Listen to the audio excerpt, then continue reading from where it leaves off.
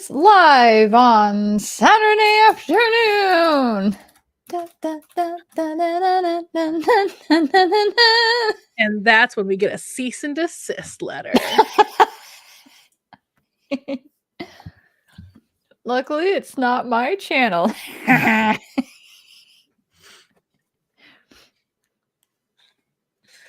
That you put haha JK. Oh god. Yeah. Oh, so if you were here last month, we had made the decision that we were going to react to our old NaNoWriMo videos and made a note of that in our little shared document, Word doc that we have for like believe it or not, these are actually structured live streams.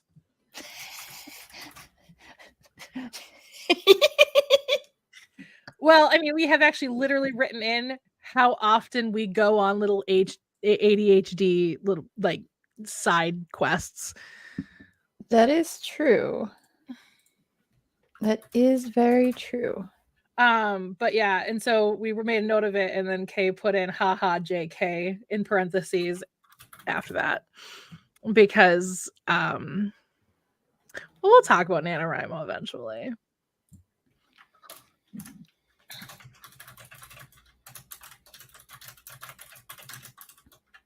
I'm just having fun. How often we've done a Saturday versus a Sunday right now? Is that what you're doing? I got curious. 1, 2, 3, 4, 5, 6, 7, 8. Boop. Oh wait, today is also a Saturday, so there's technically 9 Saturdays. Ooh.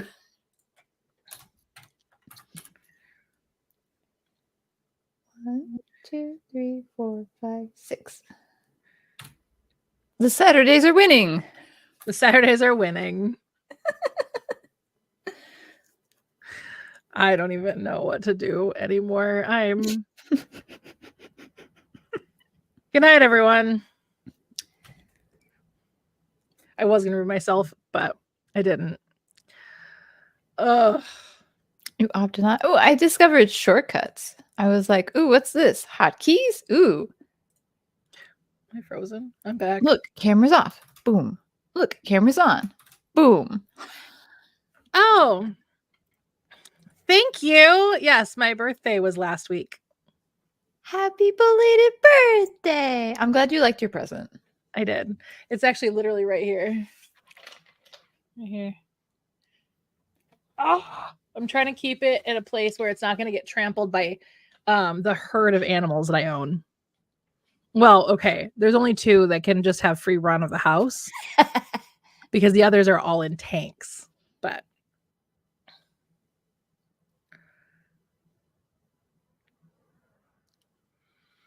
so I'm getting the dimensions from the people who are working. I literally put it in our non-GM like nonsense chat. I was like, hey, random Q, anybody remember the size of movie posters?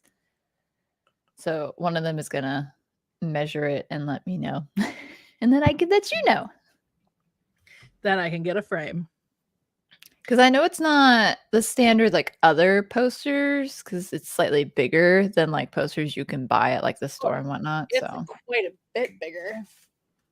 This is massive. I also think it's interesting how it's like on both sides, but one side's backwards. Mm-hmm. A lot of them are like that, except for like the random like indie poster. Then it's just the one side with just the blank on the other side. I just find it interesting because it's not like it's because it's see-through, because it's not see-through. It's just printed that way, which I find interesting. Is it really choppy or is that just me? You are choppy. I thought it was me. Okay. Cool. Love that. Love that for me. The internet has been a little weird here and there, so I thought it was just me. I don't know. Couldn't tell you. I have restarted my computer before starting the stream, but oopsie. At least we now know, though, that if I disappear, you can continue to run the stream. We did find that out. We did find that out, yeah, because we did it one time. I did have some technical difficulties. So long as I don't leave, we're good. Yes. So I'll just take over. It's fine. We're gonna play some games, y'all. What game would you like to play? So if I drop, just know that this will become probably a Minecraft stream. What if I did a double whammy and we built a Lego set that was Minecraft? Or how about we just play The Sims? I don't think I have The Sims downloaded on this computer. I think it's on my other one. But also, I keep meaning to put this little guy together, and I keep forgetting. There you go. There's an answer for you.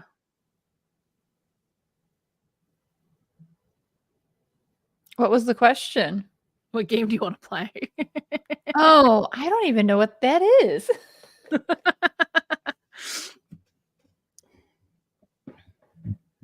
So, welcome.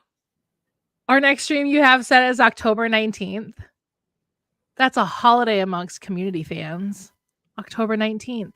It's not a real date. It's just a state of mind.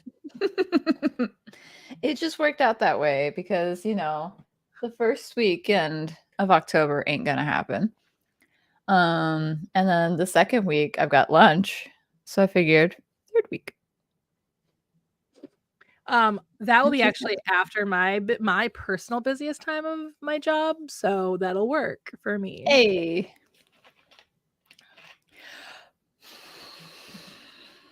I'm guessing you want to talk about this. I have so many. Too. I have so many. Okay. So I don't know how into like Minecraft Ocean View is, but I'm about to say a bunch of words that's going to confuse this one right here. So I'm going to mini vid. I promise not to take up all the time. So I think they should have got a different route. I don't think there should have been live action people. I think it should just be animated and we could have been okay. It could be silly looking and dumb looking like it is right now. But the live action people messes it up. It just looks so bad. The whole point of Minecraft is that it looks 8-bit-y, right? 16, but yeah. Well, you know what I mean. Yeah. It's not like it. How can they integrate that with live action people? I don't understand, and it's making me think it's another like Jumanji, the new Jumanji, and then like the Jungle Cruise. Mm-hmm. And then like the other like movies where basically they go into a video game and now it's people in the video game. But that worked because it was all live action. Right. The fact that this is people, like actual people in a really weird like okay. Very basically put, you got the basic Minecraft game, right? Some people don't like the way it looks, so they make what's called resource packs. So it changes the textures of a bunch of different stuff. Yeah, Sims have mods like that, yeah. Yeah. So you can have texture packs that make it super realistic, like to the point where it's like, this is a little much. And that's the feel that this trailer is giving me. It's like they took one of those, threw it on the thing, and then said, here's some people. See, and that's what worries me about the Sims movie. Like we've heard rumors there's going to be one. Like we heard it was optioned. We heard some people who are involved and stuff. And the Sims this last week officially like actually announced things about it. Not announced things about, but announced that like, hey, we were very happy to announce that we are partnered with these people. But it's making me worried because like, how are you going to make a movie about the Sims when half of the fun is the Simlish and trying to figure it out? Like obviously they're not going to be like dag. They might use that word, that term because that's such a well-known term among Sims fans, but like I'm guessing they're not going to speak Simlish is my point. And if it's not about Bella Goth being abducted by aliens in The Sims 2, I am out. it's like, okay, my favorite thing about the Minecraft trailer is immediately after you get people who are making the trailer in Minecraft and it looks so good. And then you get the people who stylize it more like the Minecraft animatics and stuff. And that looks good. I would not have a problem if it wasn't live action people. Cause like there was like a bunch of reviews and stuff, like people doing commentary videos for it when it first came out, and Warner Brothers was like, no, I'm gonna copyright claim all of these. And one of the ones that they copyright claimed, which is kind of funny because it was in their favor, was a big Minecraft YouTuber by the name of Mumbo Jumbo. He is a filmmaker. Like he really like is invested in like making film and stuff. So he actually got to go behind the scenes. He couldn't like show anything and whatnot, but he had that perspective. So I was a little more like, okay, well maybe we'll see. But I still don't. I think it's dumb that they have live action people in it. And I think it's going to be one of those things where they get sucked into the video game for one reason or another. And it's going to be like, why? Just why? Because it's an easy storytelling. It's like, what are you going to do with the story? That's what I'm most curious about. Because, like, maybe it'll be okay.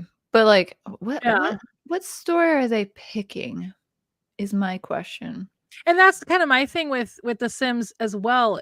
With that movie coming, is I'm like, but The Sims doesn't have. I mean, there's one or two technically, I guess, but one's Star Wars coded or is Star Wars like themed, so that doesn't count.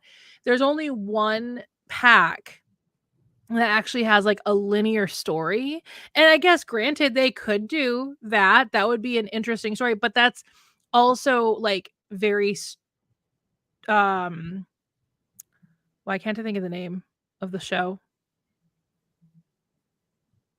It's Netflix show. Character named 11. Oh, Stranger Things. Stranger Things. Thank you. But it's based off of, from what I understand, it's based off of Stranger Things. And so, like, I don't know. Granted, there's lore in The Sims. There's plenty of lore, but no linear storylines that they'd be able to like pluck and like work off of. Like I said, in Sims 2, Bella Goth was like missing from The Sims 2 and nobody knew where she was. And then at some point, I guess at some point in the game, you could find her and she had been abducted by aliens, had no memory of anything or whatever. Because in The Sims 2, they had memories. I don't know. I'm concerned. So now that that's happened, now that you have that feeling about Minecraft, I'm worried. I'm more worried about The Sims, but I will still pay money to go see it on release day. Yeah, and it's like, I don't know. You don't play a game for almost 25 years without doing so. And I mean, like Ocean View says, like we did bully them into fixing Sonic for the Sonic the movies. And I love the Sonic movies. They're so good. I can't wait for Sonic 3. Shadow the Hedgehog is in it, and he's my favorite, and I can't wait. But like, I don't know if they're going to redo this. Like, unless the backlash is so bad that they're going to warrant like doing something. Because I don't even mind, like, the live action characters have wacky, wild outfits, and that's cool, and that's fine because, you know, you can make your own Minecraft skin. It could be whatever you want it to be. Yeah. That I'm fine with. I think it's funny. But it's just, I don't know. The live action characters just look weird in it. That's too bad. Yeah. So, I mean, maybe it's one of those things where we just have to trust them and it'll turn out amazing. Also, like, I don't know. I don't know. Oops. I mean, I'll be watching it because I could watch it for free, but you know. Also, I just want to highlight this, and then I'm going to share my screen. Where is it? This is what that That's great. I can zoom in a little bit, I think. Oh wait, no, I guess I can't zoom in on the picture itself, but no, it's illegal. That's what this team looks like. That's funny. So, there you go. Yeah, so I don't know. I also like, I don't know, because I mean, even if they don't change the Minecraft movie, we will be getting people on YouTube making the Minecraft movie in Minecraft. It's inevitable. Right. So, like, if we don't like the legit one, we'll have the Minecrafty one. That's the other thing too, is like in The Sims, you know, obviously they have things like woohoo. And I wonder if that's going to be like in the movie, because that is a very suggestive thing.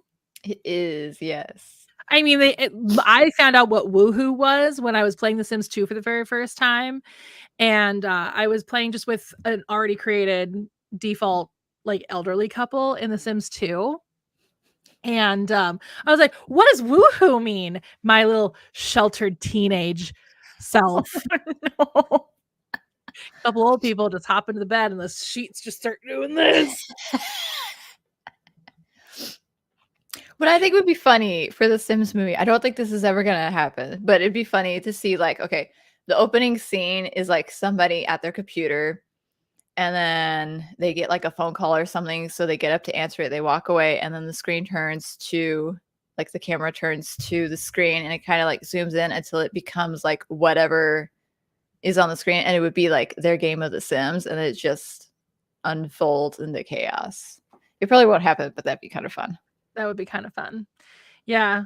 But I guess I could also see how they could make a comedy movie out of the same concept of somebody getting like pulled into the game, and they're just like a normal person, almost like Barbie but backwards. You know what I mean? Yeah, Like a normal person being pulled into the world of The Sims. that would be And, funny.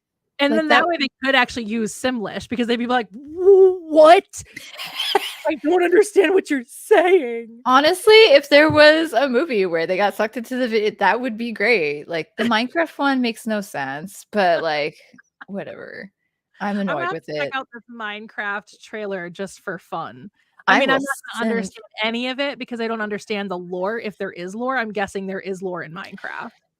It's very loose because like Minecraft is such an open world and they don't really give you like a tutorial. So you kind of have to discover some of this stuff based off of you watching Minecraft YouTubers.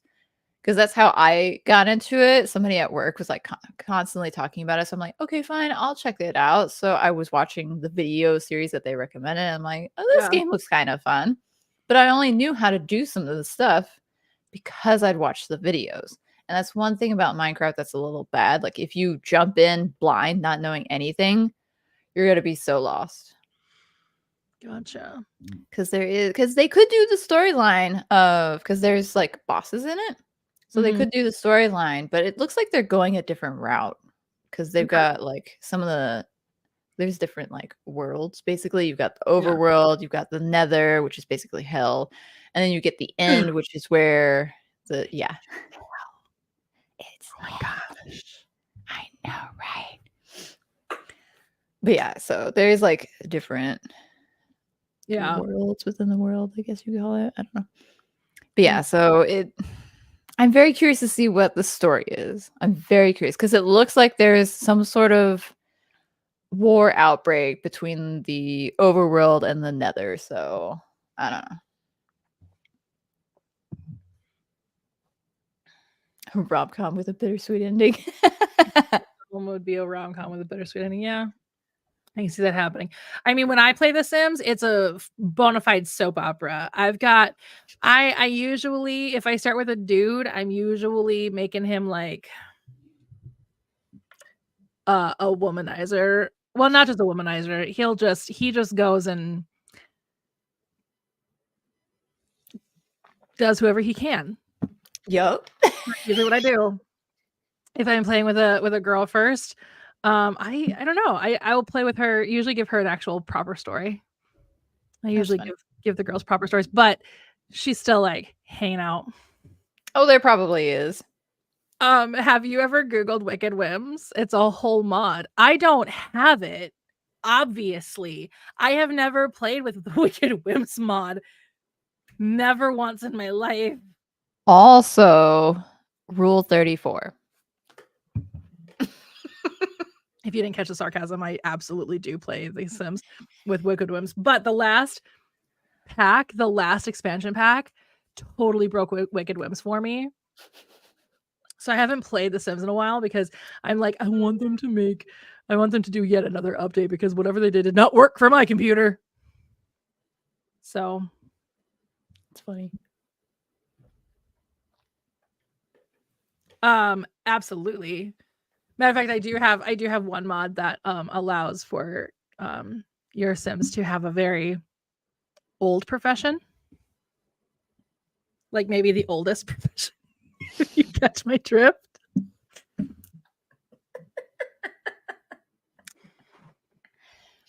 I do catch your drift. I play, like I said, it becomes a full-on soap opera. When I learned you could do things like that, I lived vicariously through my Sims because I am too much of a goody two-shoes to like do some things I make my Sims do. That's funny. Sure. We'll go with that. Sure, yeah. You know. We'll go with that. Medicine for something, let me tell you. I'm going to keep my mouth shut from the thing that I just thought of.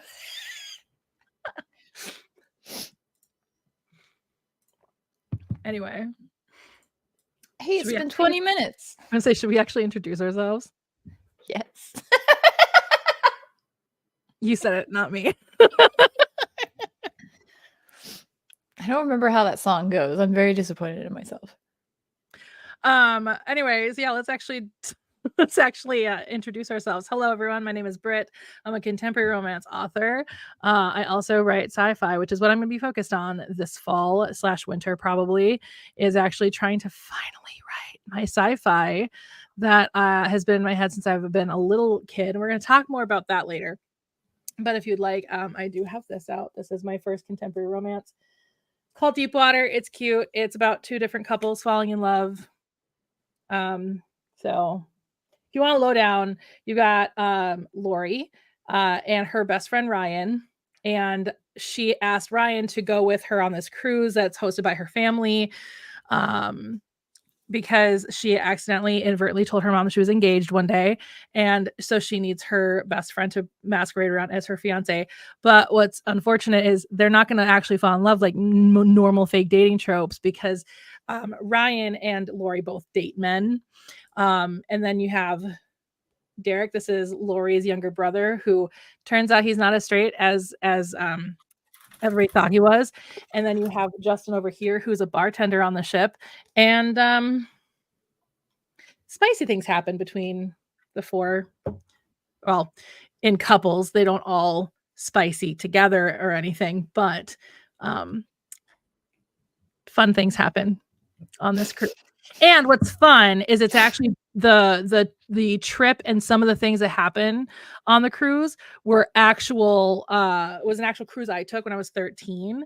I erased one stop and had an extra day at sea for them because the cruise line that I rode on that trip, which is the Princess Cruises, they own an island in the Bahamas, and so I wasn't about to like make it that close so that people would be able to figure out like what I was basing it off of. Mm-hmm. I mean, I have no problem saying base it off of that trip, but like, I don't know. I just took away one stop, gave an extra stop at sea. But yeah, and some of the memories that actually happened there, one of which, if this entices anybody to actually read my book, one of which was a story that she had told Ryan, because he had pointed out these little pod things at the side of the pool. He goes, "What are those?" And she tells him they're showers. And she proceeds to tell him a story of when she met these two kids on a cruise when she was younger, and she was dared to go into one of those pods and start the shower and use it as a restroom at the same time. Will not confirm nor deny the fact that I did it, but that story's in there. That's funny. Also, Justin's a hot Australian, if that also entices anybody. Who wouldn't it? Well, if it was a hot Australian girl. Oh, sold. You got Anyway. me there. So that's my contemporary romance. I'm also in the process of writing the first draft of a contemporary romance about my retail trauma. So this has trauma from a secondary caregiver in my life that was extremely abusive. And then the one I'm writing right now is all about my retail trauma. So We love it. I love throwing trauma into my contemporary romances. It's fine. I mean, is it really a contemporary romance if it doesn't have trauma?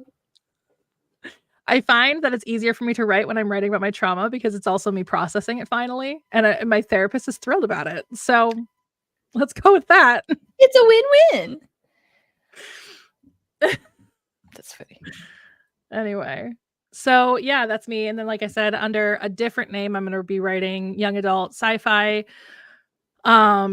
One of which is, like I said, we're going to talk about later, but one of which has been inspired by a lot of things and more things than I originally thought it was inspired by, thanks to rewatching something recently. And I'm very excited. Now that I'm rewatching that is really helping me feel inspired again for this damn thing. Oh my God. Excited. I am beaming. Anyway, that's me. Kay's turn. Hi, I'm Kay. I stole all of Kay's excitement. How's it going? No. Hi, everybody. I'm Kay. Nice to meet you. I don't have anything published, so you can't read anything. Ha ha ha. But maybe one day, someday, That's eventually. what this stream is pretty much kind of about. This one managed to be victorious with it. It's just my turn now. Maybe, hopefully. I'm working on it, okay? I've got a space opera fantasy horror, as you can see below. It is what should be a novella series, but right now I'm kind of annoyed with it, so we're not on talking terms right now. I was that way with my sci-fi for a while. If you remember, I was not on speaking terms with my main character. So, well, one of the main characters, but I wasn't on speaking terms with one of the main characters. Yeah, so I thought I fixed the problem, but the problem may still be there somewhere, and I can't quite figure out what it is. So in the meantime, I'm also working on a ridiculous, silly thing that I will also be working on during the winter/fall called Hardcore Parkour. That was created literally through one of these streams. It was literally created in one of these streams. We should go back and see like where it was created so we could just pin it. I think it was a couple months ago. It was. Yeah. But yeah, it's a more lighthearted space opera thing that's centered around a weird version of Mecha Olympics, basically. So so that is also being slightly. I haven't started writing any of it. I'm currently slightly world building it right now. So yeah. But yeah, so that's what we got. That's what we got. That's what we got. But yeah, so I'm, like I said, I'm actually kind of really inspired, which is why I'm like, because I was gonna work on that other one. Remember that one I was gonna work on that was more like a dream? Oh yeah. And I was like, actually, this sounds like a really interesting concept. I kind of want to create it and make a plan for it because, plans are better than concepts of plans. But we're going to. I have a concept of a plan.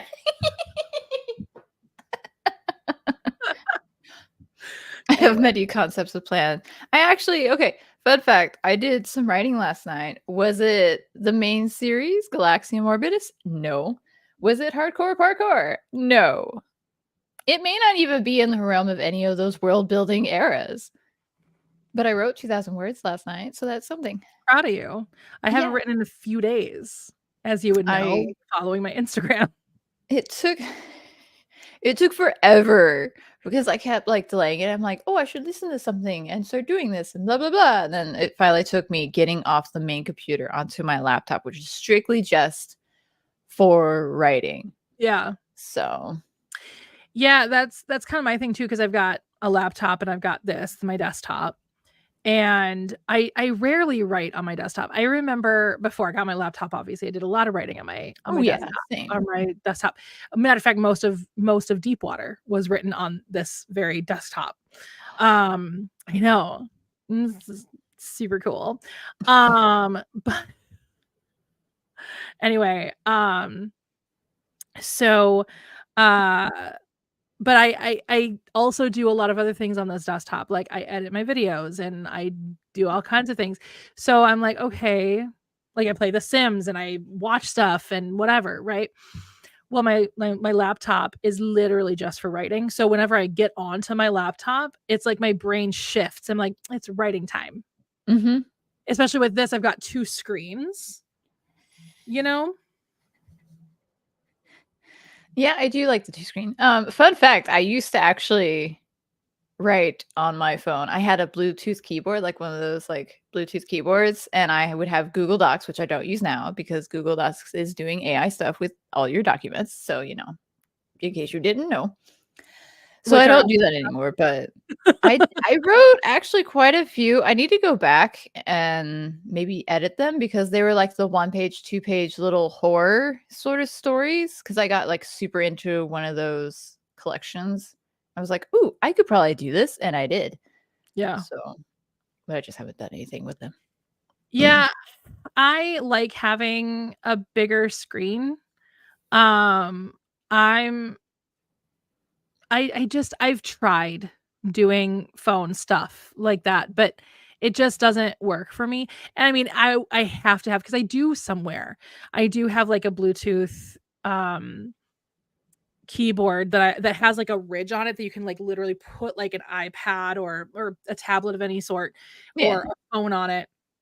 And so I have done that in the past, but I mean, if it were a tablet, I think that would be different, but a phone's just too small Mm. for my almost 40-year-old eyes. Right. That's not an actual excuse at all, because my eyesight's actually really good. I've been told by many eye doctors I have very healthy eyes for being a middle-aged woman. But, I need to go back to mine. yeah, I had one optometrist literally tell me, he's like, "I can't believe I can't believe you're in your mid-30s." And I was like, "Why?" He's like, "'Cause you've got the eyes of like a 27-year-old." And I was like, "Okay." Nice. Says, you said that to the person that only until recently got prescription sunglasses. So, like, I've never protected my eyes from the sun since I've gotten glasses, and I was, like, 13 when I got glasses. So, like, anyway, but yeah, so the screen's just too small. It's just not my vibe. I don't mind it because that's how I used to do role play stuff all the time on MySpace. So, Yeah. like, but I don't know. I like the functionalities of like the software that I use on my laptop. So, The software I use on my laptop is called Microsoft Word. that's because you're fancy.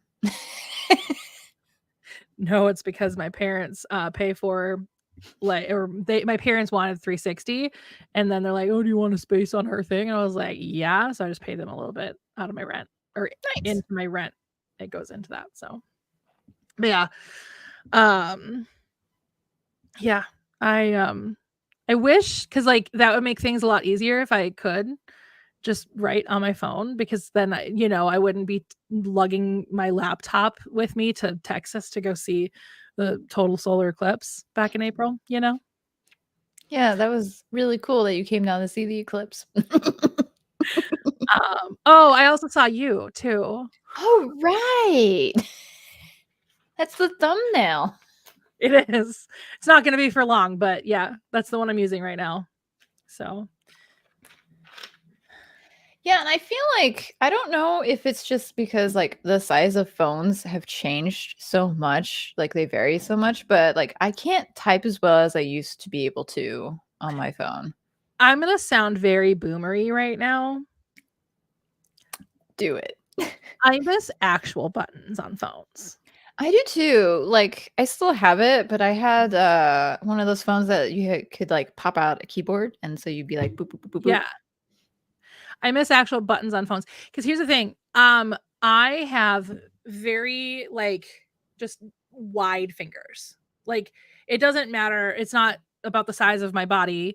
Like even when I was at my smallest body, my fingers are just wide. It's like my feet are just wide. My fingers are just wide.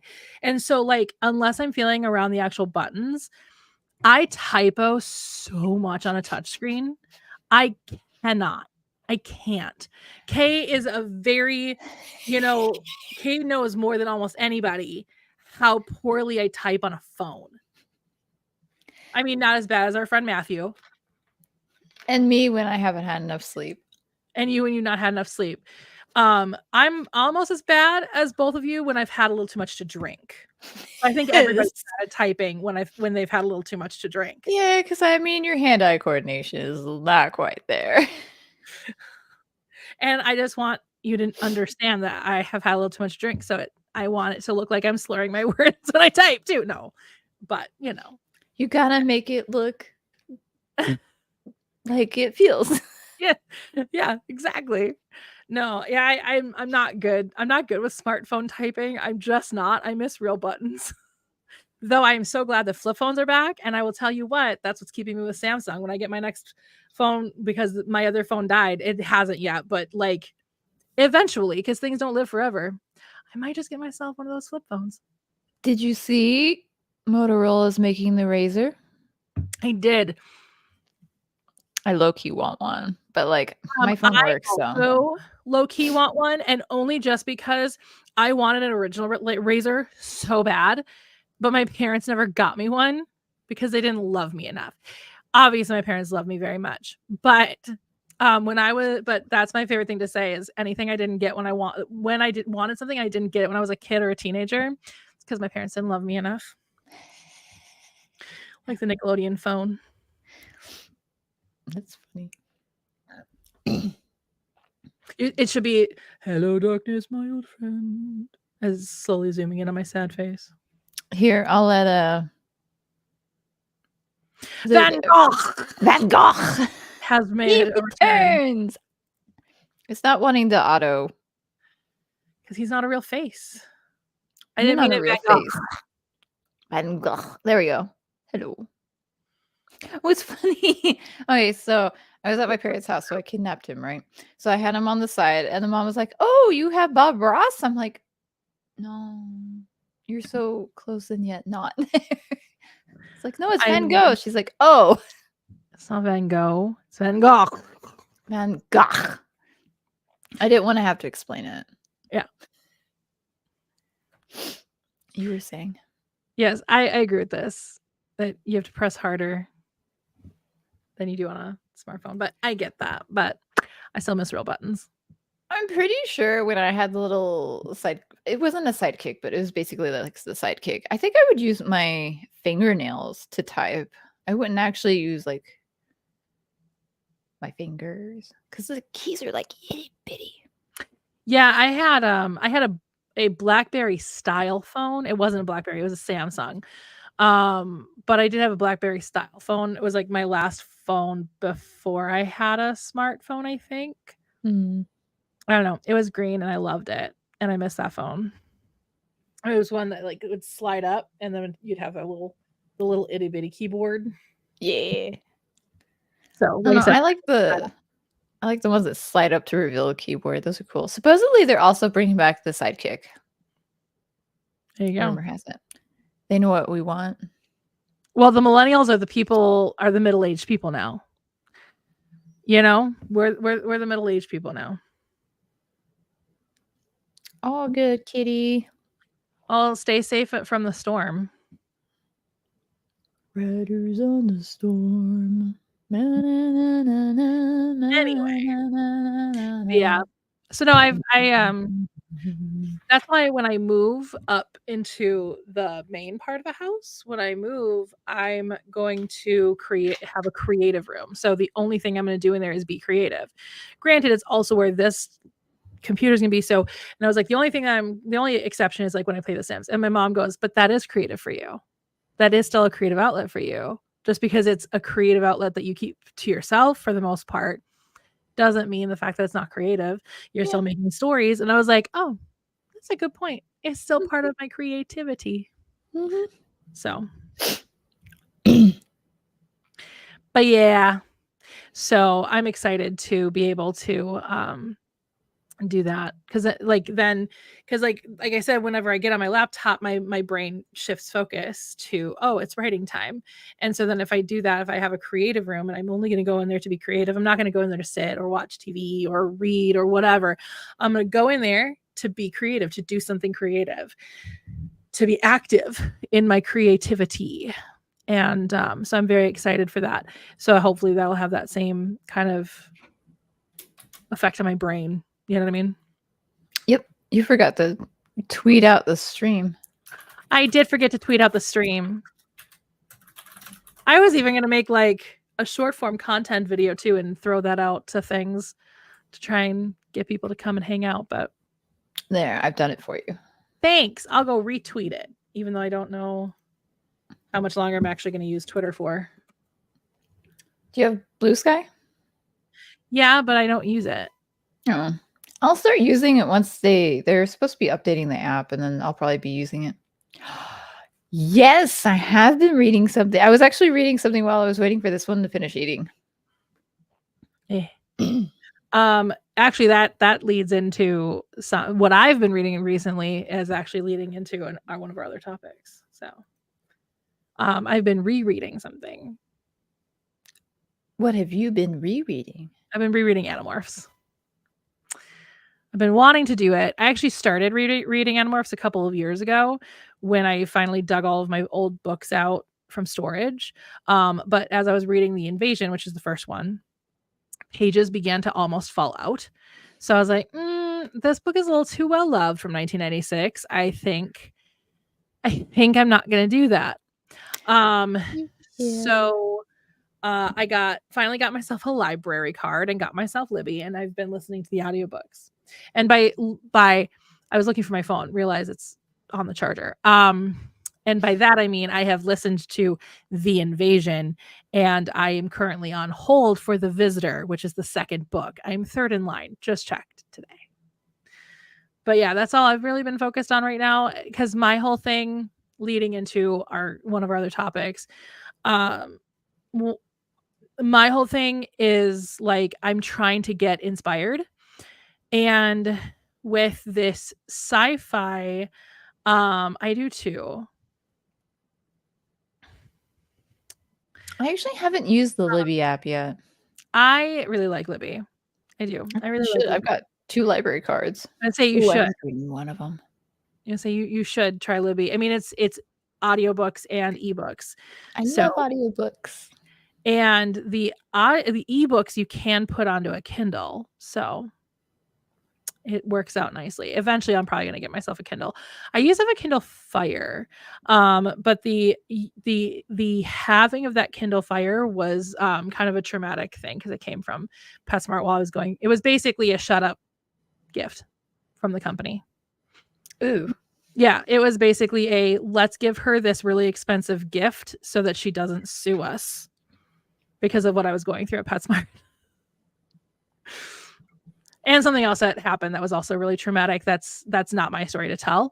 But I went through something with a friend there. That was really traumatic as well. And so I like I said, it was kind of just there, like a gift from the company to ensure that I did not sue them for what I was going through. Ick. Yeah. But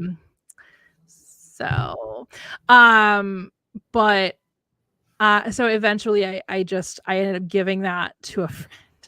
I could have, I guess, sold it, but I ended up giving it to a friend because she's a teacher. She's an elementary school teacher. And so she was asking for tablets. And I was like, I've got a Kindle Fire. Does that work? And she's like, it will work. And I was like, okay, cool. So I gave her my old Kindle Fire. So eventually I'll get myself like a Kindle Paperweight, but I don't usually read ebooks because I don't like staring at a screen for too long. You'll even notice like when I'm in these streams, I'm still going to I still usually look off to the side or whatever, because it gets too much for my eyes. But yeah, it's a lot. Yeah. And my eyes have always been really light sensitive. So I know it's weird because like I said, like I didn't protect them from the sun for a long time. Maybe that's why they're light sensitive. I don't know. You've doomed yourself. Yeah. That'd be annoying.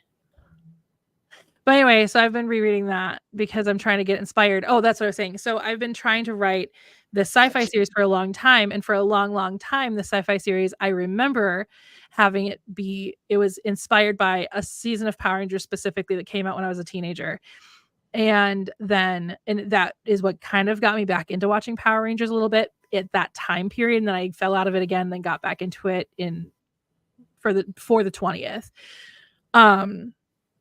So I knew it was always inspired by that season of Power Rangers, but also inspired by Animorphs because they were happening, like the end of Animorphs was happening around the same time as that season of Power Rangers. It was a little off because I think Animorphs ended a little bit sooner than that season came out, but it was around the same time. And the end of Animorphs is traumatic. So if you know, you know. Anyway, and I don't like to spoil anything, even if it's 20 years old. I don't care. If you know, you know. So I had been stuck for when I wrote it the one time and I was no longer on speaking terms with one of the main characters. And I was like, but you're really important here in this part of the story. You are crucial to the story. Stop being a pain. And my mom was like, there's something fundamentally wrong with your story if you can't get your main character to have that desire to want to like do this, especially when your character's trying to save the world. Like what? And I was like, right. I get it. There's something fundamentally wrong. And this was right around 2017 because I remember thinking, okay, maybe the new Power Rangers movie will really inspire something because it'll be a little grittier. It's going to be a little more adult. So let's just see what happens. That did not help. Because all I want to do is put Krispy Kreme in my book now. Again, if you know, you know. Krispy Kreme. The product integration of that movie was chef's kiss. Incredible. Specifically for, Krispy Kreme. Anyway. It's funny. God. Anyway, so then I rewatched the Animorphs TV series, and that was when I was like, okay, maybe that's what I'm missing. Maybe I'm missing a little more Animorphs. And here's the thing: for anybody who's ever seen the Animorphs TV series, I like the Animorphs TV series. It's good. Like I love, all the actors. Shawn Ashmore, incredible as Jake. They did age up the characters a little bit, but that was only to be expected because really, who wants to watch a bunch of 12-year-olds run around trying to save the world? Instead, they made it 20-something-year-olds running around as pretending to be 16-year-olds. So, as was the early 2000s. I mean, what TV show can you honestly say, aside from Degrassi, what TV show actually had real teenagers in it in their in the 2000s? They weren't real teenagers. Anyway, we all believed fellow kids. But we all believed it. Even when there was a balding man in Sabrina the Teenage Witch as a high school student. I'm sure there are bald teenagers, I guess, or balding teenagers, but still. Anyway, so that leads to a few months ago where I was like, you know what I need to do? I need to reread Animorphs. Because here's the problem. The TV show did not finish. The TV show was canceled after a season and a half. And they were going to go in a completely different direction than the book series. And I was like, but the thing is, I think what I'm missing is the grittiness of Animorphs, because Animorphs is gritty. It's traumatic. Our main characters that you're supposed to be cheering for commit war crimes. One of the main characters commits, what's happening to Watermelon Place, trying to not get. You gotta use the code words because stupid. Yes, Jake at one point commits that. Like, it gets dark. When I say it's traumatic, it's traumatic. Jeez. And that's not even the end. When I say the end is traumatic, think about that now for a second. I mean, it's close to the end, but it's not even how it ends. That's not how it ends. Oh my God.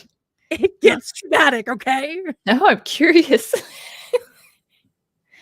So I've never, because like, growing up, I wasn't reading those books. I was reading, the Left Behind book series and other stuff. So, God. which like, oh, Oh no. yeah. Anyway, but yeah, so that's where that is. So then my mom and I, I am rewatching it. My mom is watching it for the first time. I'm rewatching Smallville, which I haven't shown off my shirt. Kay's seen it, but they host so the guy who plays Lex Luthor and the guy who played Clark Kent have a rewatch podcast, and this is some of their merch. I love it because Michael Rosenbaum likes to shit on the show, and I love it. So stop shit on the show, Rosenbaum. Anyway, I cannot wait to one day meet him at a convention and take a picture with him with this shirt on. Oh, that'd be great. Anyway, so as I've been going through Smallville, which mind you, I have never rewatched because my favorite character's actor went to prison. She's out now, but she went to prison because of NXIVM. If you've heard about NXIVM. It sounds familiar. Yeah, it's a cult. And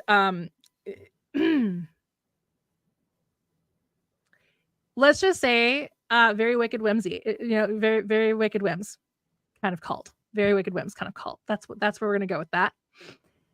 And she went to prison for trafficking and stuff. Well, I don't know if that was the actual thing, but that was like the guy who ran the cult for sure went for that. I don't remember what her actual convictions were. I know racketeering was part of it, but I don't know if the actual trafficking was part of hers or if she got out of that because she took a plea. I don't remember. I'd have to look it up again. So that just left a really weird taste in my mouth with Smallville. So I finally got up the nerve to rewatch Smallville, and now I'm realizing a lot of this book is also based off of Smallville. A lot of it. Funny. Like a lot of the stuff I was pulling, that I was like, where did this even come from? I don't even remember where this came from. It came from Smallville. Absolutely came from Smallville. So again, because that was happening around, I think Smallville started the same year that Animorphs ended. And so like all of three of these things were happening at the same time in my life, essentially. And so I just totally forgot that some of it was based off of Smallville.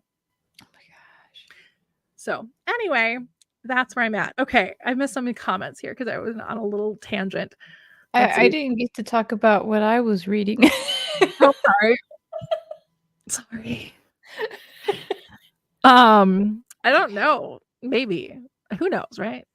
Honestly, if he is, he's having the time of his life. Hey, go for it. I mean, like the odd couple of him and Martha Stewart still just makes me. I think it's hilarious. You spend all day looking at a computer for work. You don't want to do it for recreation as well. Yeah, recreational reading as well. Yeah, get that. I heard Animorphs were remade a decade ago and people didn't like it. Kind of. So the books were edited and re-released for not all of them. Some of them were edited and re-released essentially to make it a little bit more palatable for today's youth, but also removing some like brand names. Like there's a whole storyline about McDonald's. And even they even have that episode of the Animorphs TV series, but they just make it like a generic fast food burger place instead of a McDonald's because obviously like that would cost money, right? Mm-hmm. To utilize McDonald's. Flashbacks to the 2017 Power Rangers movie, Krispy Kreme. Anyway, so they removed a lot of the branding and they edited it to make it a little more palatable for today's youth in the sense of like it's very 90s. Like they were definitely very 90s preteens and teenagers throughout the course of that book series, right? It was very 90s, where now obviously kids have a very different experience, and so they were including some things like phones and whatnot that they could have and things. And yeah, it wasn't well received, and so it was gotten rid of. I didn't like the covers at all. The covers were terrible. Oh, I hate that. Okay. Just watched a Thai drama that was sponsored by Durex condoms and a cat food brand. A plus product placement moments. Truly. Oh my god, that's amazing. I have heard like because they are like, you know how here they try to be like, oh yes, oh yes, we're casually, being sponsored and stuff. No, they will outright just be like, would you like a Dr. Pepper? Like, it is over the top. I love it. My favorite product integration is from Community, where they constantly Subway was one of their big products they had to integrate, and they made Subway the villain. The final season, it was Honda, and again, they made Honda the villain. I love it. I also love in one episode of Community where it was KFC was their big product integration element, and in walks Ken Jeong is Ben Chang with a bucket of KFC. He's like just talking while he's eating a bunch of KFC. He's like, some kids over there thought I was doing product integration for KFC. I don't even understand why. And then said something about what he was eating and just walked away. Right? Like, I love when they make it funny. If they make it funny, then I don't mind at all. Yeah. I love it so and I think much. that was the point of the Power Rangers movie, but it has just become, it has given a life of its own. That's the thing that people remember from the Power Rangers, from the 2017 Power Rangers movie. The best is the product integration with Krispy Kreme. It just makes me laugh so hard. Wait, okay, this one, and that sounds even more traumatic, to be honest. Is that about the thing that Jake does? Yeah, very traumatic. I'm gonna make it funny. Even though in Thai dramas they usually make it romantic, sexy, so whichever works. Yeah, go for it. Anyways, okay, sorry. What are you reading? I don't know if it's gonna show because I'm reading it in ebook form. Okay, it does show. The Scourge Between Stars. So this is a sci-fi horror book. So yes, Left Behind is kind of traumatic. Yeah. Oh, yeah, that's traumatic. Yeah, so I'm reading that. Yeah, so I'm reading that because I wanted a more diverse like sci-fi horror, because I think one of the books that sparked the interest of writing the Galaxia Morbidus book series was Death Troopers, which is no longer canon, but that's a whole other can of worms I'm not going to open right now. But I wanted something that wasn't Star Wars to kind of get like another feel for like the horror space genre, but more diverse, because I want to write more diverse. So yeah, it was recommended on like one of the book talker videos that I like to watch. So I was like, ooh, we'll watch it. We'll read this. So who doesn't have a big TBR? If you don't have a big TBR, are you really a reader? I have books I've bought and books I haven't bought. The whole reason I got Libby was to reduce the amount of money I spend, because the last thing I want to do when I decided to reread Animorphs but knew I wanted to try the audiobooks more than anything was I am not prepared to buy 52 mainline books just to listen to the audiobooks. There are 52 mainline Animorphs books, and then there are the Megamorphs and then the prequels. Oh my gosh. Yeah. Ooh, this looks cool. I just opened, it's book 5 of a series. I like to scroll through Audible. Oh, it's part of that series. Okay, I got distracted. Hold on. Shiny stuff. Kay's been distracted by Shiny. I love Shiny. No, I was just curious because sometimes on Audible they'll have like book bundles of sorts. So like I got the Poppy War series in a bundle, so it only costs me like a credit instead of multiple credits. So I was just curious, but it looks like they're individual. So yeah. So for those of you who want to know more about like the mainline series versus the Megamorphs in Animorphs, if you've ever watched Doctor Who, it's like the Doctor Who Christmas specials. That's like the Megamorphs. That's the best way I can put it. They actually did. They came out around the holiday season, if I remember correctly. Oh. So they were just the Christmas special. They were never like Christmas oriented that I can remember, but they were specials. They were specials. They were bigger books. They were because like each book in the Animorphs is the last book is a little different. And I think towards the end, if I remember correctly, they started doing it this way too. But essentially each book is written by a specific character. So like Jake has books 1 and 6, and then Rachel is 2 and 7. Tobias is 3 because Tobias is a bird.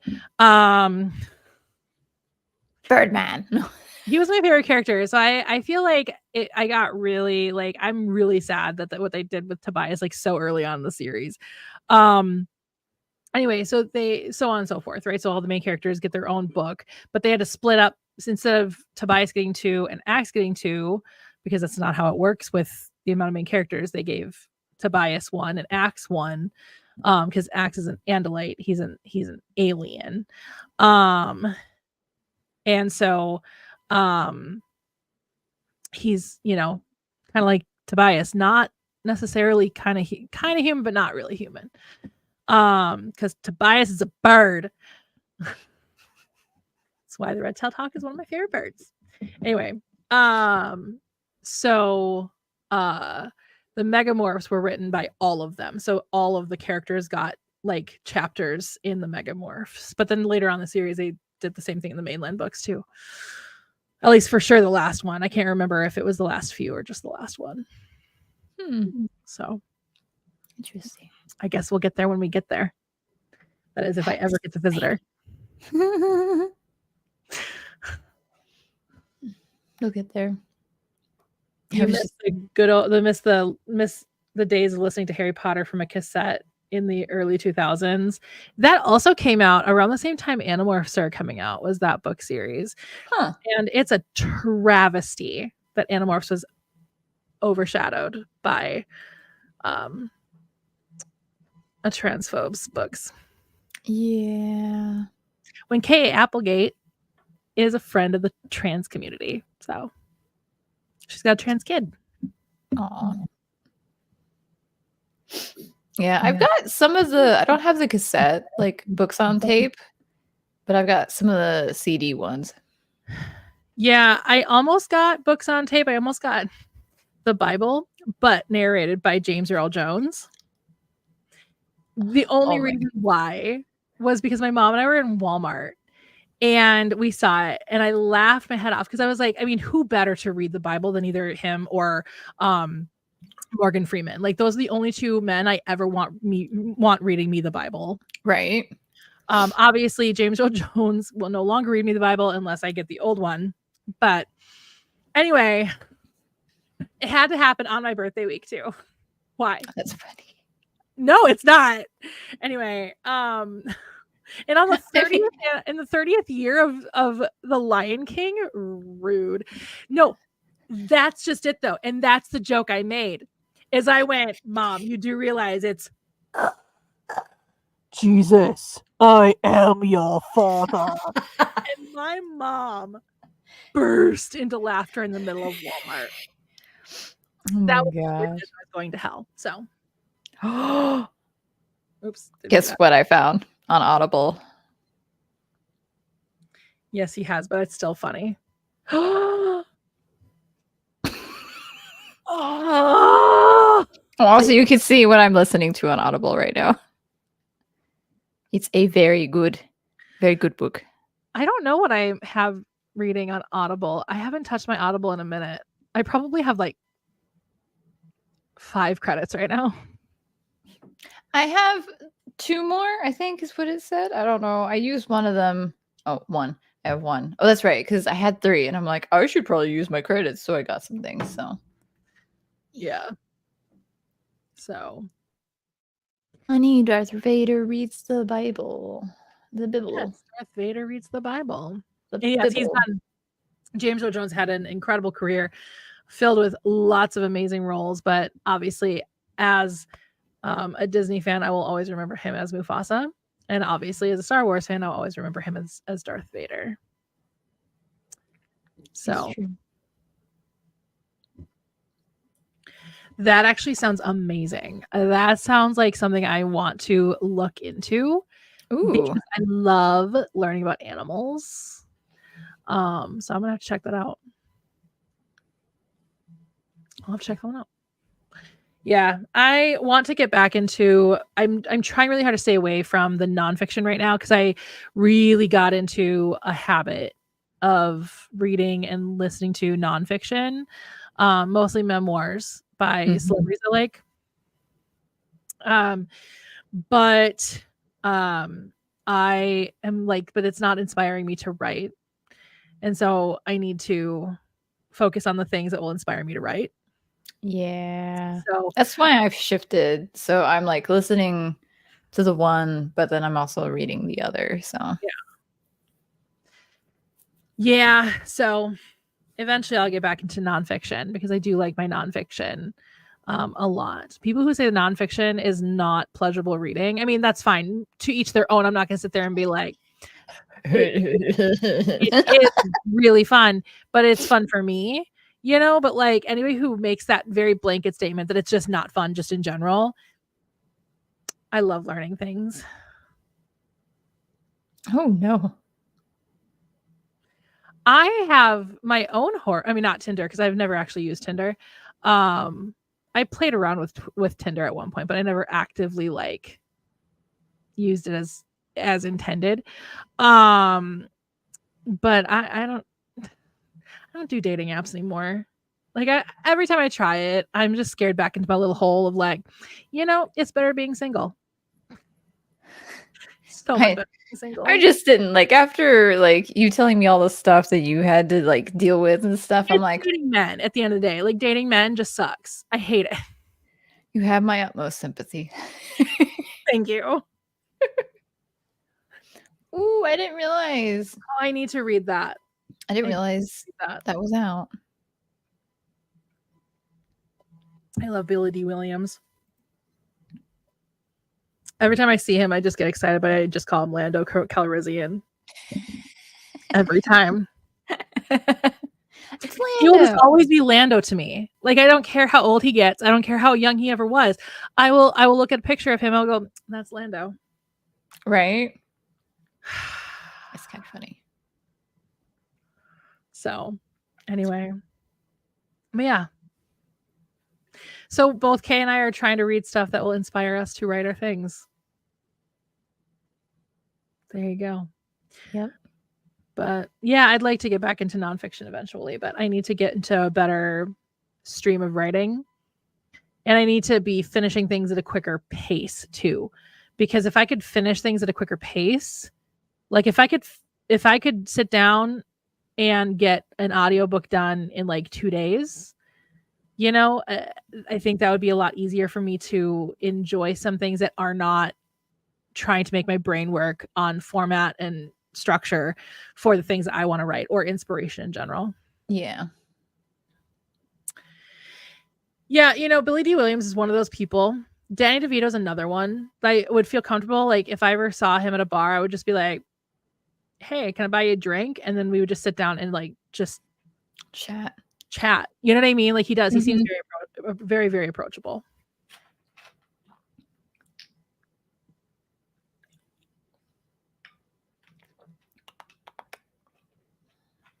So that's interesting though. Not expecting monogamy. So he's polyamorous. That seems interesting. I'm even more curious to read his book. Right. So because as a monogamous person, I'm very intrigued by polyamory in the sense of like, I don't understand it, but I want to understand it better. I kind of understand it a little bit better because there are some people on TikTok that I followed for like a little bit, and then how the For You page acts. You see people and then you never see them again until you look for them. Yeah, but it's very interesting because it's like, oh, okay, but you can't really because like I could not do it. Oh, okay, that makes much better sense. In love with falling in love. That's fair. Yeah, I had somebody explain it to me one time, like, well, do you only have just one friend? And I was like, no, I have lots of friends. Right. Okay. So and your friends serve different purposes in your life, right? And I'm like, yeah, they serve plenty of different purposes in my life. Well, exactly. And that's what some people look for in romantic partners is like, well, this partner, fulfills this need and this partner fulfills this need. And the way that a polyamorous person looks at it, I guess, is like they can't expect one person to fulfill all of your romantic needs. And that's true because you shouldn't expect that because, Mm-hmm. not all of your romantic needs are going to be fulfilled by one person. Yeah. So for me, as a monogamous person, I just go, okay, you check most of my boxes. But I don't have the desire to go check off all the rest of the boxes with somebody else. Yeah. You've got like the tiers of important boxes. Right. And then there are people who just do want to fill those boxes. And I'm like, perfect. Whatever makes you happy, as long as it's not hurting anyone and everybody's right. Like, I don't care. There's consent and it's not harming anybody or breaking any laws.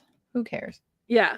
So I understand I understand the mindset behind it, but definitely not something that I would ever pursue, but I would like to understand it better, which means I've actually been seeking out more polyamorous books too. Like, oh shoot, what is it? It's a hockey romance and it's a Why Choose. I can't remember. Pucking Around. That's what it's called. Pucking Around. I picked that one up relatively recently. So I'm going to hopefully dive into that and maybe get inspired, maybe write something about like that, but I don't know.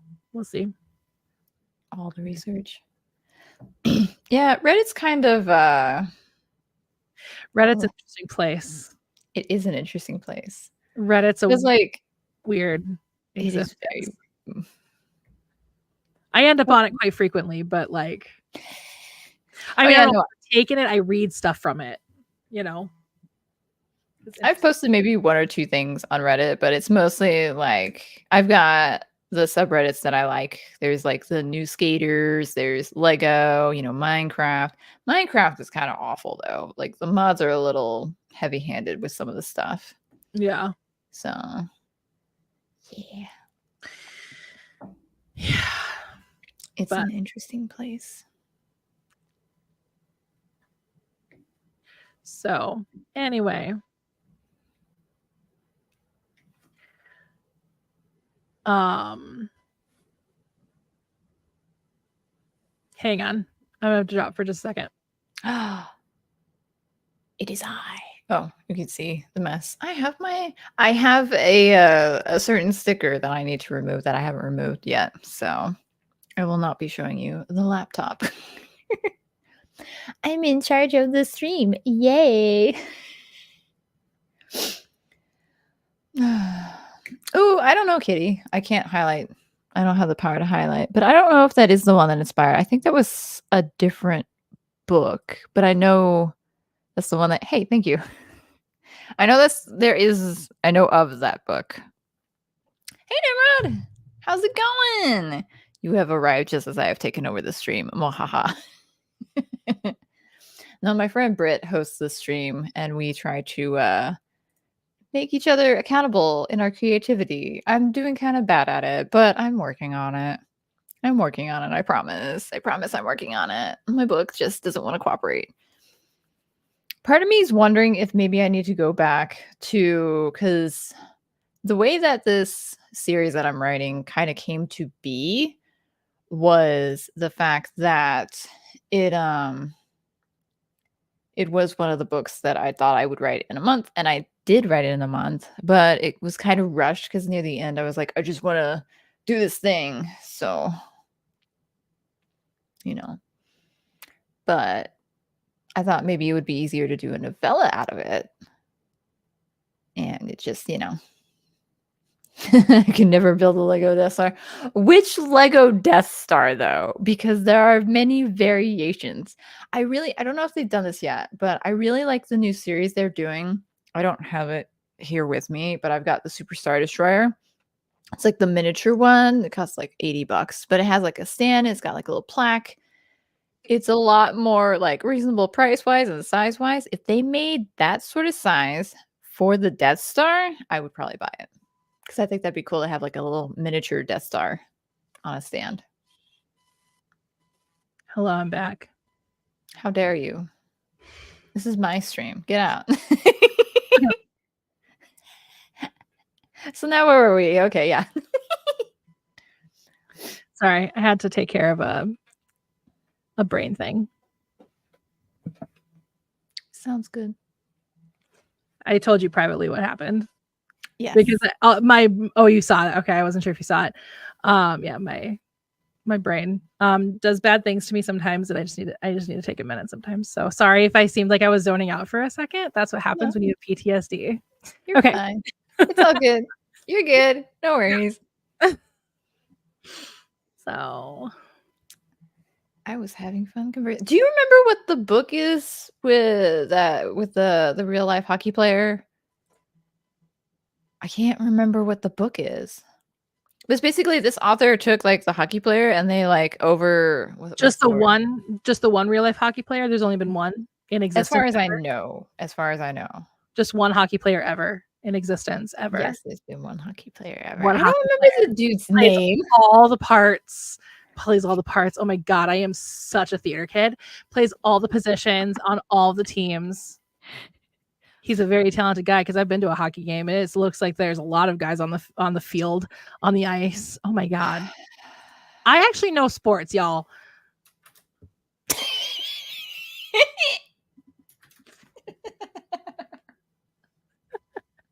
No, I don't know which one you're talking about, if I'm honest. Okay, it was all over Book Talk there for like a hot second. Oh yeah, hockey books are always, I mean, my side of Book Talk, definitely they're always some kind of hockey.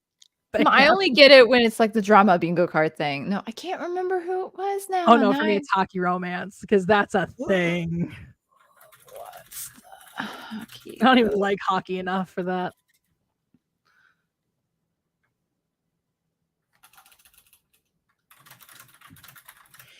Yeah, and that's what I meant by hockey romance is like a thing. Like it's quite gross. It's quite gross.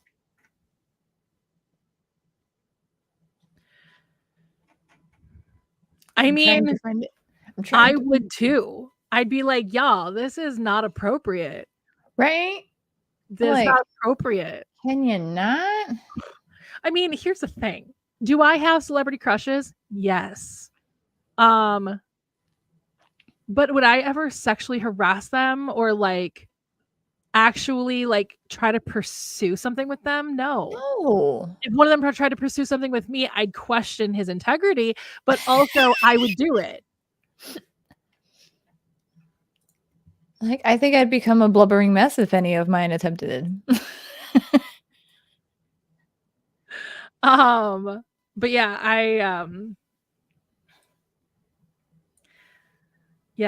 I think that's so weird when people actually like have such a parasocial relationship with someone that they feel like it's appropriate to hit on them or to harass them online or what have you. Like that is a real life human being with a family. Like leave him alone.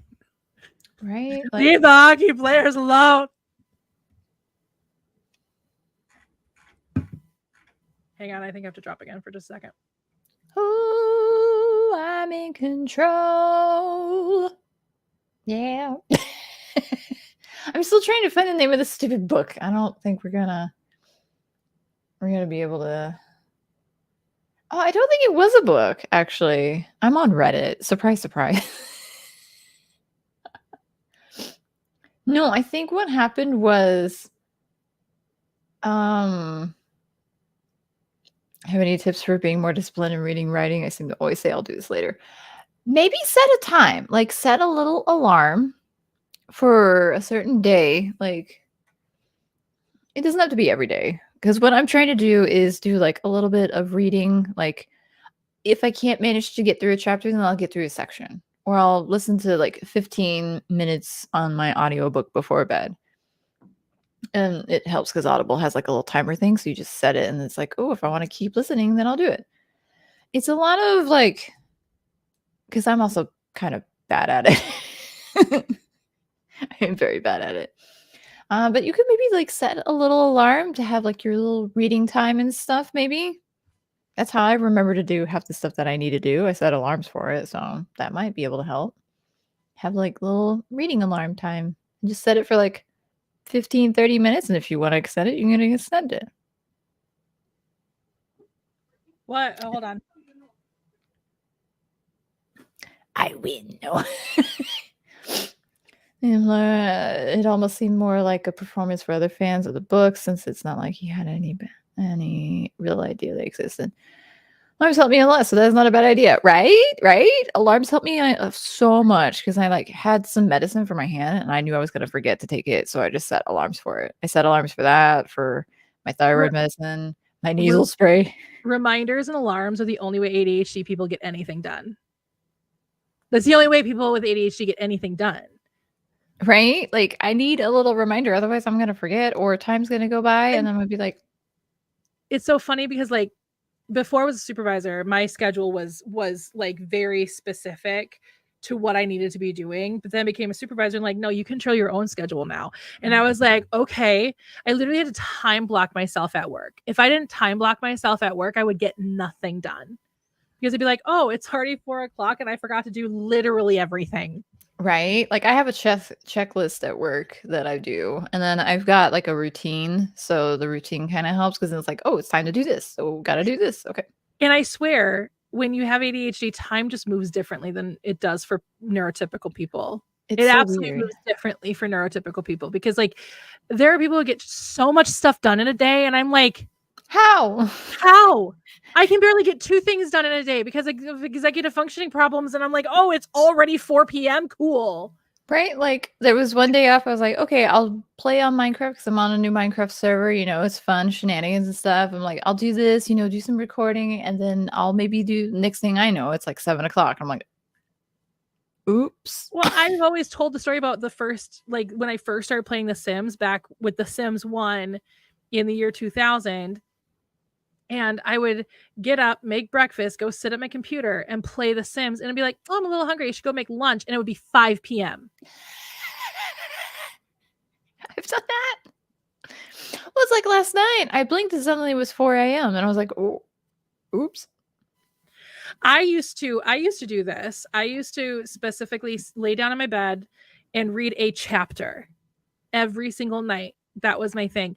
And the beginning of this year, I wanted to do the same thing, but like have it be like a full self-care thing where, you know, I would do a nice little foot bath with a massage and I would drink some chamomile tea and turn off screens and stuff. And just to have that last hour, you know, be and do some like skincare, like put on a face mask or something and just like relax and like let it be.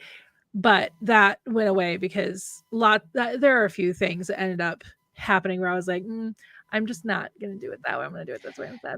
Yeah, like I should probably take my own advice and like set an alarm to have like some reading time or writing time because it's like I'm very bad at it. 'Cause I'm like, oh, I'll do it before bed, and then it's like, oh, it's midnight and I work in the morning. Yeah, and for me, it's like because like I usually have dinner with my parents because I rent their mother-in-law suite.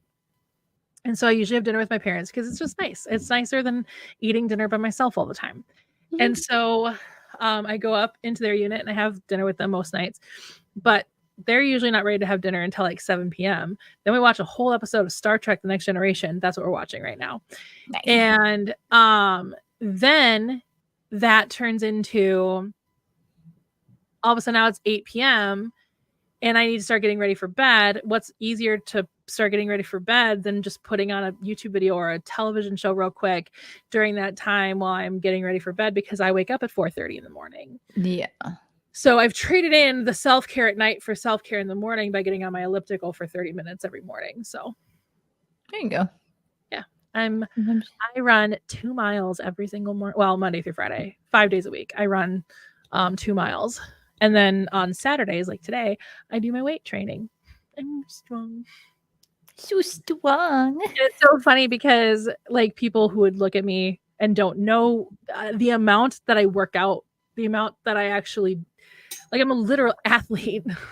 Been an athlete my whole life. I'm a martial artist and stuff. And people would look at me and be like, that's cute that you think you work out. And I'm like, no, like literally I was lifting 50 pounds with just like some things I'm at 50 pounds, some things I'm at 100 pounds. Like I can deadlift 95 pounds. Like I used to be able to bench like 160.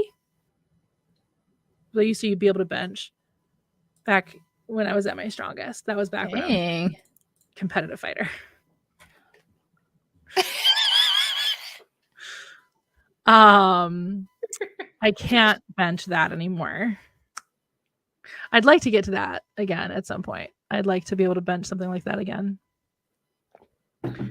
But, you know. It's slow progress. Yeah.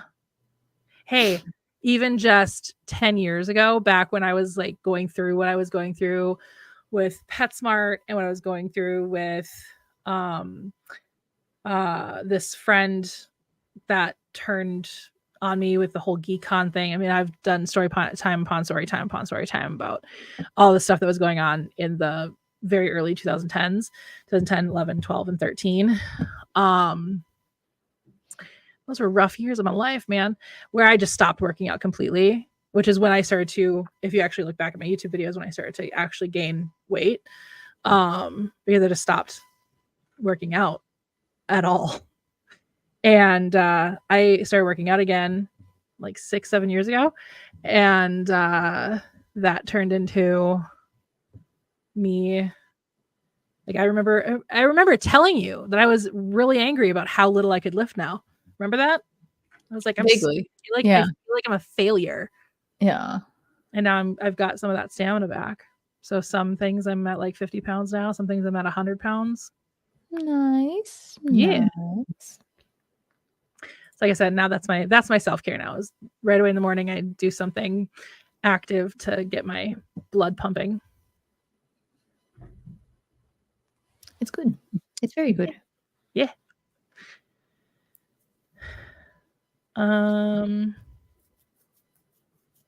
Yeah, this is so real. This is so real. So real. I did that last week. I was doing something and I was like, oh shoot, I had the laundry going. So my parents are building a house. They're building their retirement house because I'm slowly taking over the main house, which is why I'm moving up into the main house and they're moving down to the mother-in-law suite. I'm slowly taking over the main house, bills wise.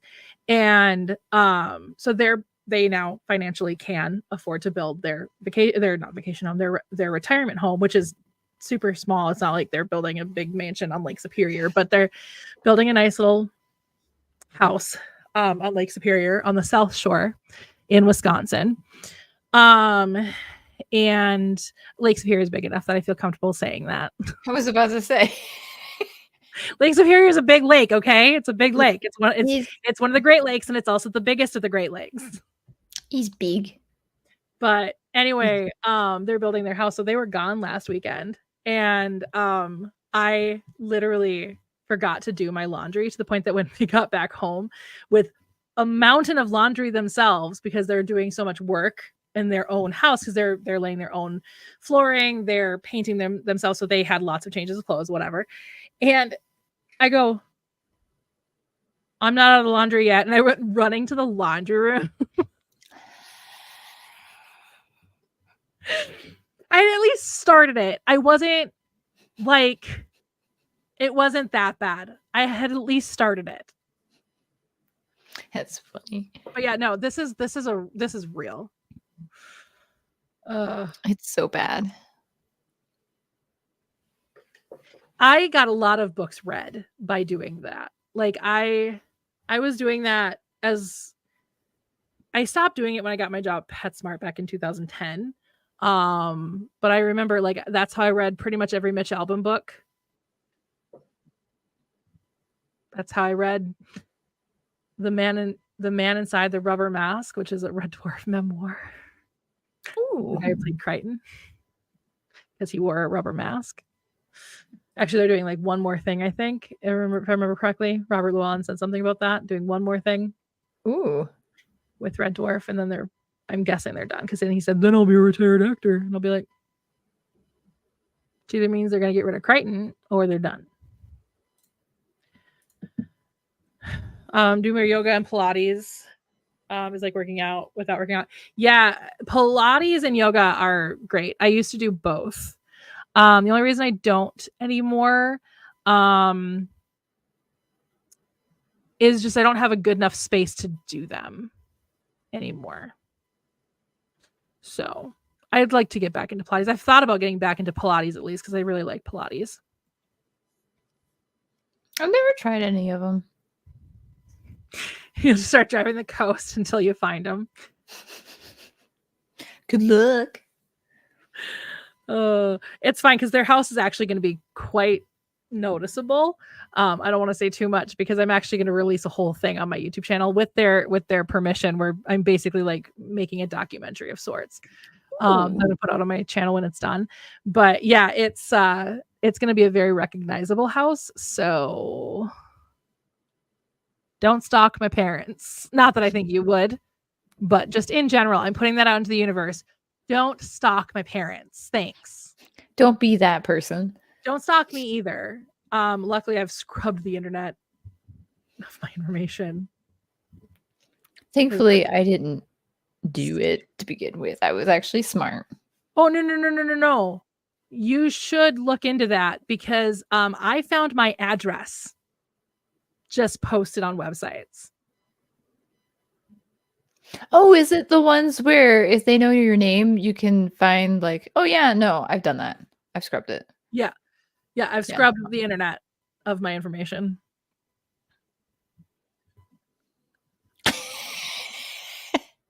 Just go door to door asking, are you Brit's parents? Are you Brit's parents? Are you Brit's parents? Are you? What's funny is if you find somebody who does have a kid named Britt, but it's not this one. Well, you'd also be able to know when you're talking to my dad because I look pretty much just like my dad. Like, just give me short hair and put a beard on my face, and this is my father. Like, not even joking. I look identical to my father. It's funny. Don't stalk anyone, correct? That's sound advice. Just don't stalk anyone. It's solid advice. Don't stalk anyone. Oh my god. Yeah, it's kind of scary. The internet is a scary place. Mm-hmm. Like it's not all fun and games. Ugh. We've both had our fair share of meeting questionable people. Yeah, it's great. On the internet. So fun. What's even better is one of the people also was friends with me for a little while too. Well, at least they didn't come for you or anything, so that's good. Right. This person did not come to my house and knock on my door. Like that could have ended so much more worse, so I'm glad it didn't. After looking me up in the phone book? Was it? I don't remember. I don't remember how this person figured out where you are. Oh, because he was really like computer smart. So he knew things. He found out that way. He knew how to it was a matter of just the paper trail of this is this person. Is also very real. Right? Like who has a lot of energy? Who has the time? Energy? I have a full-time job. Right? Like I have full-time job. I can't. I don't have time.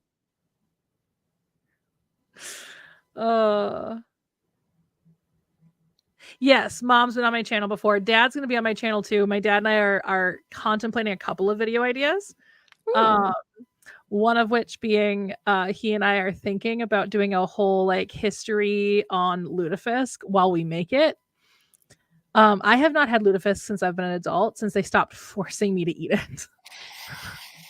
But my tastes have also changed a lot since I was a kid, because there are a lot of things I didn't like when I was a kid, and so wouldn't eat them. And now I like them fine. Like pork, as an example. I had a weird aversion to anything made from pigs when I was a kid. No bacon? No, I ate bacon. That was the only thing, though. That was it. Well, and ribs technically, but I never knew that they were pork. I always thought ribs were made from cows. Then it made sense because they're not exactly that big. Yeah. I wasn't a smart kid, okay? Same. But yeah, and so there are a lot of things now that I do like that I didn't like when I was a kid. I still hate ham. Like I will not eat ham. I still hate it. I still hate ham. I don't like it. It's gross. I'm sorry. Anyway, that's fine. You can have I like red wine and you don't. So you can have all the ham, I'll have all the red wine. There you go. I can really remove you if you want. Bye.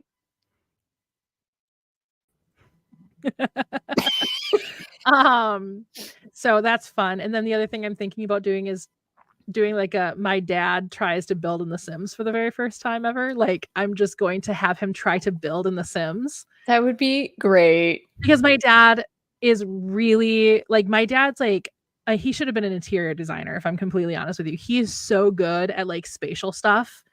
So good at spatial stuff. And he's the one who like designed the house that they're building. Like he missed a calling to at the very least be an architect. Like he could have been an architect, like so talented.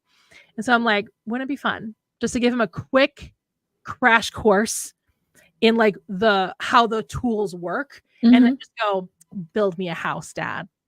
Do something, have fun. Because I've been playing that game for almost 25 years. Granted, The Sims 4 is like the easiest build by program that The Sims has ever had, which is nice. Really? Yeah, it's the nicest system. A lot of people shit on The Sims 4, and I don't understand the hate for Sims 4. It's not The Sims 2, I understand. But I don't understand why people were so obsessed with the open world of The Sims 3 because it just did nothing but glitch my game. It was terrible. I hated it. Hated it. Anyway, that's funny. I was bored with The Sims 3 as well. Yeah. I don't know. People shit on the Sims 4 and I don't know. They're sleeping on a lot of really great things. Does it have a color wheel? No. Should it? Yes. Do we have a color wheel for the cats and dogs? We do. So why don't we have it for the rest of everything else? I don't know. Don't ask me. That's not for me to answer. That is for the gurus to answer. Okay. Stop asking me so many questions, Kay. But The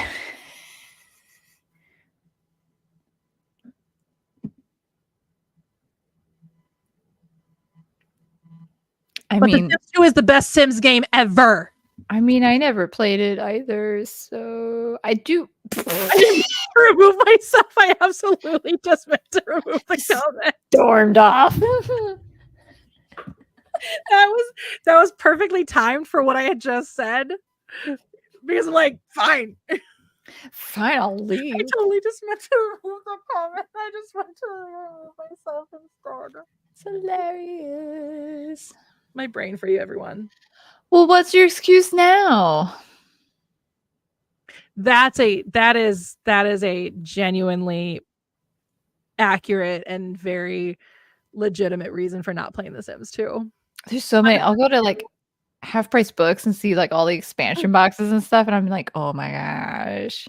Oh man, you could play The Sims 2 without the expansions. You'd be fine. Like The Sims 2 is just a really great game mechanism because you had wants and fears in The Sims 2. And so like you would set up your aspiration in such a way that you would have all these fears. And so like if you did these fears, then the Sim would become more and more depressed. And eventually you'd have to be visited by like a psychiatrist if your Sim became too depressed. Like it was for somebody who likes to turn The Sims into a soap opera. It's beautiful. Perfect. I am such a sadist when it comes to my Sims. Like I will put them through hell. I mean, there was one Sim that had a fear of becoming pregnant. Guess what I did? Pregnant. Got her pregnant. Pregante. And she hated every minute of it. Hated every minute of it.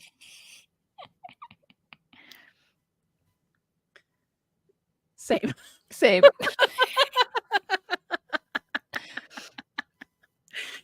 But it's different when it's digital people. Digital people, it's fine. I love The Sims. I will never actually own a house. I mean, I know I'm supposed to eventually own this one, and so it's kind of a joke, but like I will never own a house. It's fun to play vicariously through my Sims. Oh, I can create my Sim self and actually have a man fall in love with me.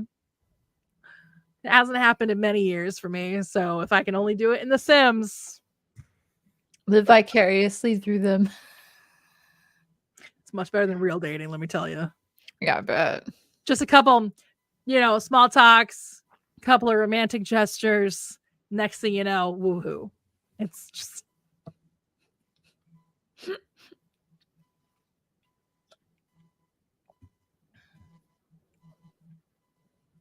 Oh, yeah. Can't imagine something on the Game Boy Advance would be anything like the PC game.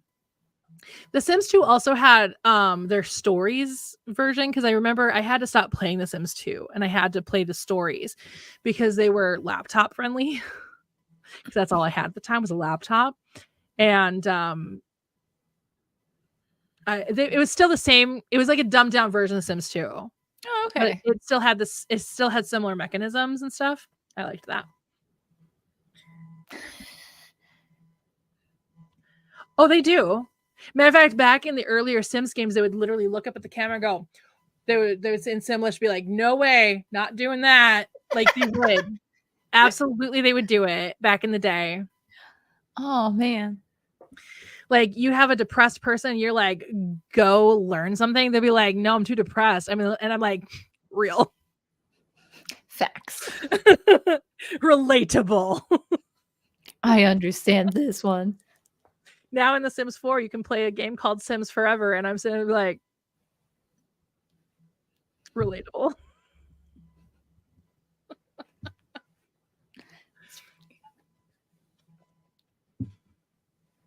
Oh my god. Anyway.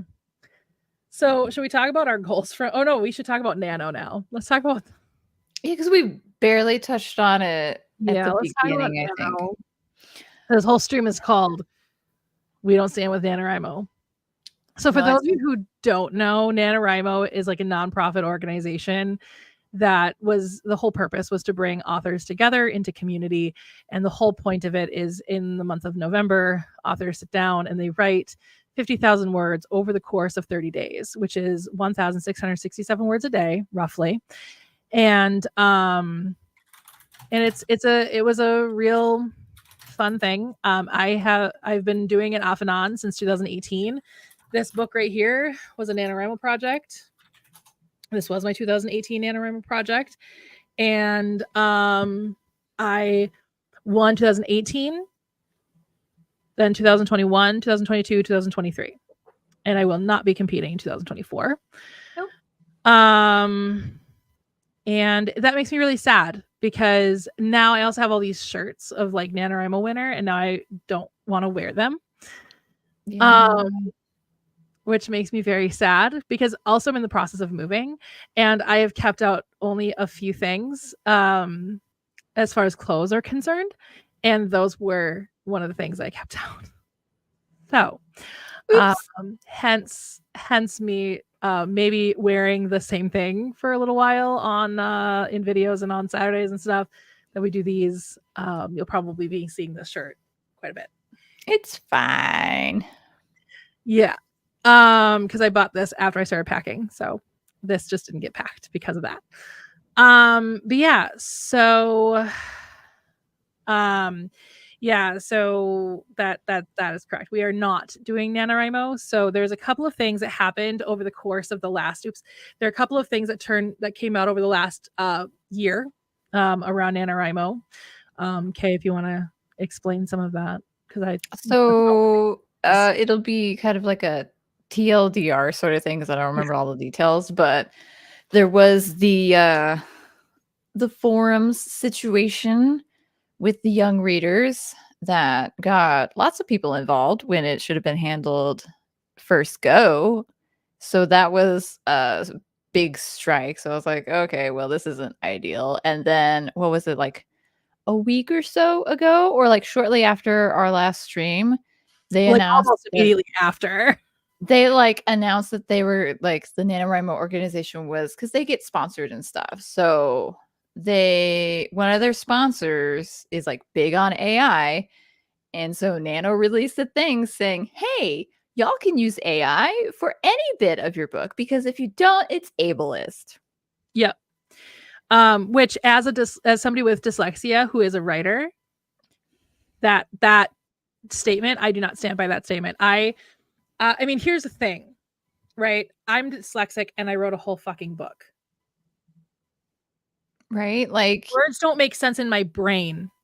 and I was able to write a whole fucking book. Okay. They're essentially saying, oh, hey, you could just use AI to write your book and it would count. Yep. It's fine. And this also then brings into question the moral question of, because you don't have to, but they highly encourage you to actually put your words into NaNoWriMo for an official word count. Now they will take the word count that you put in there, so everybody could, theoretically could be lying, right? I never did personally, but I know that can breed that, which is why they highly encourage you to put your actual word count in there. But now that brings up the question is, if they're being sponsored by something that's really heavy in AI, just like Google Docs, are we facing now because in order for AI to work, right, it has to learn. And so in order for it to learn, it has to steal artistic creation. You have to give it stuff. That way it knows what to do. Right. So all that AI art you see, that is stolen art. It is concepts from the artists that it's stolen from to create this, right? Same thing with anything that is written through AI. It is stolen property. At the end of the day, it's stolen property. And so I do not want, it doesn't matter, because at some point, some algorithm will pick up deep water and will utilize that in AI, but I'm not going to actively put my work into something that now I question. Is this going to steal my work? No. Which is why now I'm probably going to find a new editor, because I need to talk to my old editor, but my old editor uses Google Docs, and I will tell her I'm not going to use Google Docs anymore. So if she's insisted on using Google Docs, then I'm going to have to find a new editor, which sucks, because I really like her. I really liked working with her. She's great. She really made Deepwater an incredible work because of her input. And so, I really appreciate the work that we did do together, but if we're going to be using Google Docs, again, I'm not going to actively put my work into something that will steal my art. There are other options where you can share it on a cloud of some sort. So there are options out there to not use Google Docs and stuff. So so I don't know what I'm going to do in November at this point. I was telling Kay before the stream, I don't know if I'm actually going to go for a 50,000 word count goal still, because we're still competing in the sense of we're still setting that goal and we're still going to be doing it. We're just not going to be incorporating NaNoWriMo. We're going to speak out against it, like we're doing today here. But also I still like the idea of that community. I still like the idea of that goal. But because I want to focus on my sci-fi series, which I wrote for one NaNoWriMo a couple of years ago, I wrote the first portion of it. Now the question is, do I want to rewrite it and aim for 50,000, or do I want to just rework what I've already written now that I've gotten better inspiration from Smallville and starting to reread Animorphs and stuff? Do I want to just rework that? If I rework it, it's not going to be a 50,000 word count, because it's going to involve me reading as well, which is going to take more time, which is why I've not finished the book I'm currently working on, because I'm going back now through Act 1 and putting things in there that I knew that I was skipping over. But so I don't know what I'm going to do in November. I know that I'm still going to write every day, and I'm still going to do updates every day. But it's really unfortunate. It really sucks. And even though a lot of people have turned against NaNoWriMo, they're still holding tight to their stance, and that's not okay. No, it's not. Because it's this and that. It's there are other tools you can use when you're disabled. There are tools out there. Yeah. And it's it doesn't have to be AI. I know a lot of authors will use AI for little prompts and stuff, and it's okay, Yeah, I've used AI for things in my current book in the sense of I'll ask AI, hey, I'm trying to come up with a title, and so I asked AI to give me ideas for titles to work off of. I also asked for names for large retail, big box pet store kind of situations, like a PetSmart or a Petco. And I was able to come up with some elements to that. And I love the idea of using it for writing prompts, that kind of thing. But at no point would I ever utilize it to actually do writing for me. No, because it's like, if I need something to do it for me, why am I doing it? Right. And and that's what's so unfortunate, is because the whole point of it is to challenge yourself, and it's not challenging yourself if you put into AI, write me a 50,000 word novel. Right? Like, that's not creative. And again, as somebody with dyslexia, I hold a huge offense to their statement. yeah, as soon as I found out, I think I sent it to you because I was Yeah. like, what? Yeah. I have a high offense as somebody with dyslexia. I was diagnosed with dyslexia when I was 16 years old, which is really old for being diagnosed with dyslexia. But unfortunately, I grew up in a small town, and we didn't have the tools or the ability to really figure it out until I was a bit older. I was just always put in special reading groups or special reading classes because I couldn't read very well, and I was made fun of for it. I was called stupid all my life. And, basically now NaNoWriMo is calling me stupid too, saying I can't do that. I can't write a book. I can't write 50,000 words. Can I tell you how many NaNoWriMo shirts I have? I literally told you. You how have many more than I have. Yeah. I have only done it once. I have competed in NaNoWriMo 2018, 2021, 22, and 23, and I've won all 4 of times. And that's coming from somebody with pretty hefty dyslexia. Mm-hmm. To the point that at some point I'll look at the English language and it doesn't even look like English anymore to me. It'll look like Russian or something because I don't understand the letters anymore. And I can still do it. And the fact that NaNoWriMo has the audacity to say that it's ableist to not incorporate AI. Absolutely not. Yeah, no. So I don't know. I'm very passionate about it. It's such a gross thing. And it's sad because the whole point of it was to challenge yourself and was to create community among authors. Mm-hmm. So, all right, let's see. So we've got this comment: when your favorite turns out to be problematic, but you got the merch. Abso-freaking-lutely. I'll tell you what, I'll be going to a concert for a singer that Kay recently showed me is pro not watermelon, but we already bought the tickets. So. Dang. So we're going, and it sucks. That does suck. Sucks big time. Yeah. And I've always wanted to see this musical artist in concert because I've heard she puts on a fantastic freaking show. And some of my favorite songs are her music. So sucks. Yep. Sucks big time. It does. Yeah. If it's any consolation, I bet 99.9% of people have no idea what it is. Right. But the biggest thing here is that it's the author community, and we all know what it is. Everybody in the author community knows what it is. And sorry, I blipped out for a second. You did, yeah.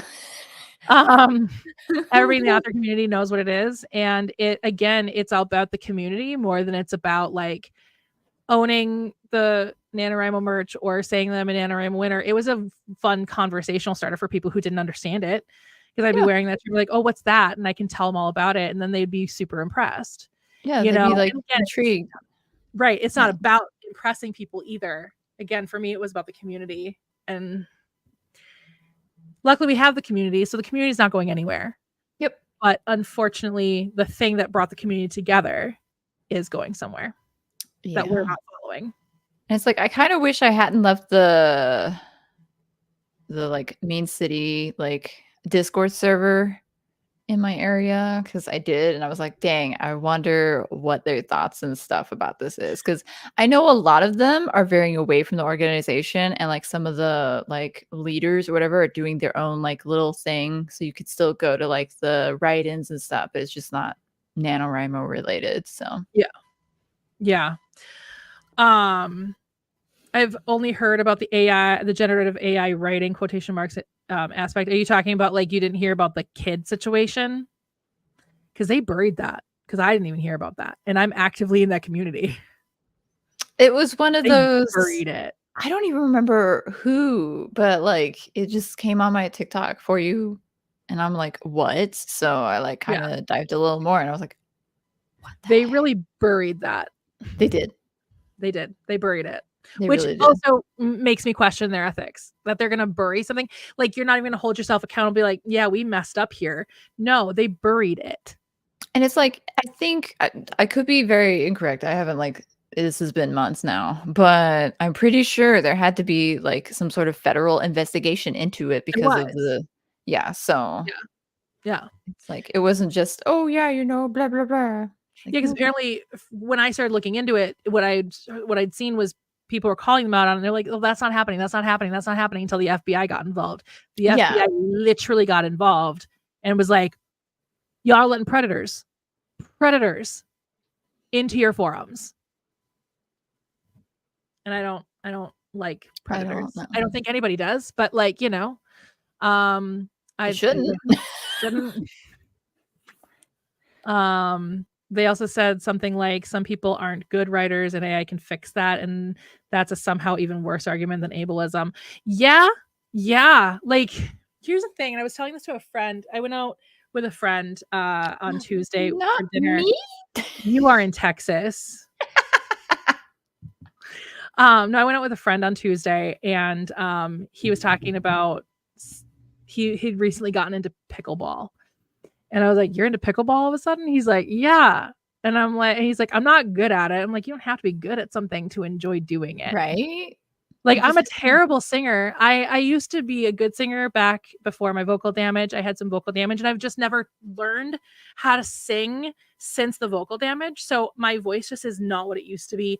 And I'm a terrible singer, but I'll tell you what, if you're in a car with me and I am playing Into the Woods, you will get a full Broadway show from me. Full Broadway show. Whether I'm good at it or not. I love singing. I love it. I'm not good at it. And I know that, so I would never like put out a CD. But dang. But I still love it. I love painting. And even though I feel like I'm pretty good at it in some aspects, definitely not to the level of like my friend over on TikTok. Please go support her. She's amazing. I'll put her stuff down below after the stream is over, but yeah, she's incredible. My mom is an incredible artist and I am fine, but I love doing it. You don't have to be good at something to do it. That is such a capitalist way of looking at things, is that you have to be good at the things you do so that you can monetize it. Yeah, it's awful. Yeah. I mean, say what you want about capitalism. I'm not going to sit here and make a political comment about capitalism or whether I'm for or against it. But it's such a weird thing to me that people feel like they have to be good at something to enjoy doing it, because you don't. Yeah. I would prefer, if you enjoy driving, to be good at it, though, because that can put other people in danger. I'm just putting that out there. But I like the chaos driving.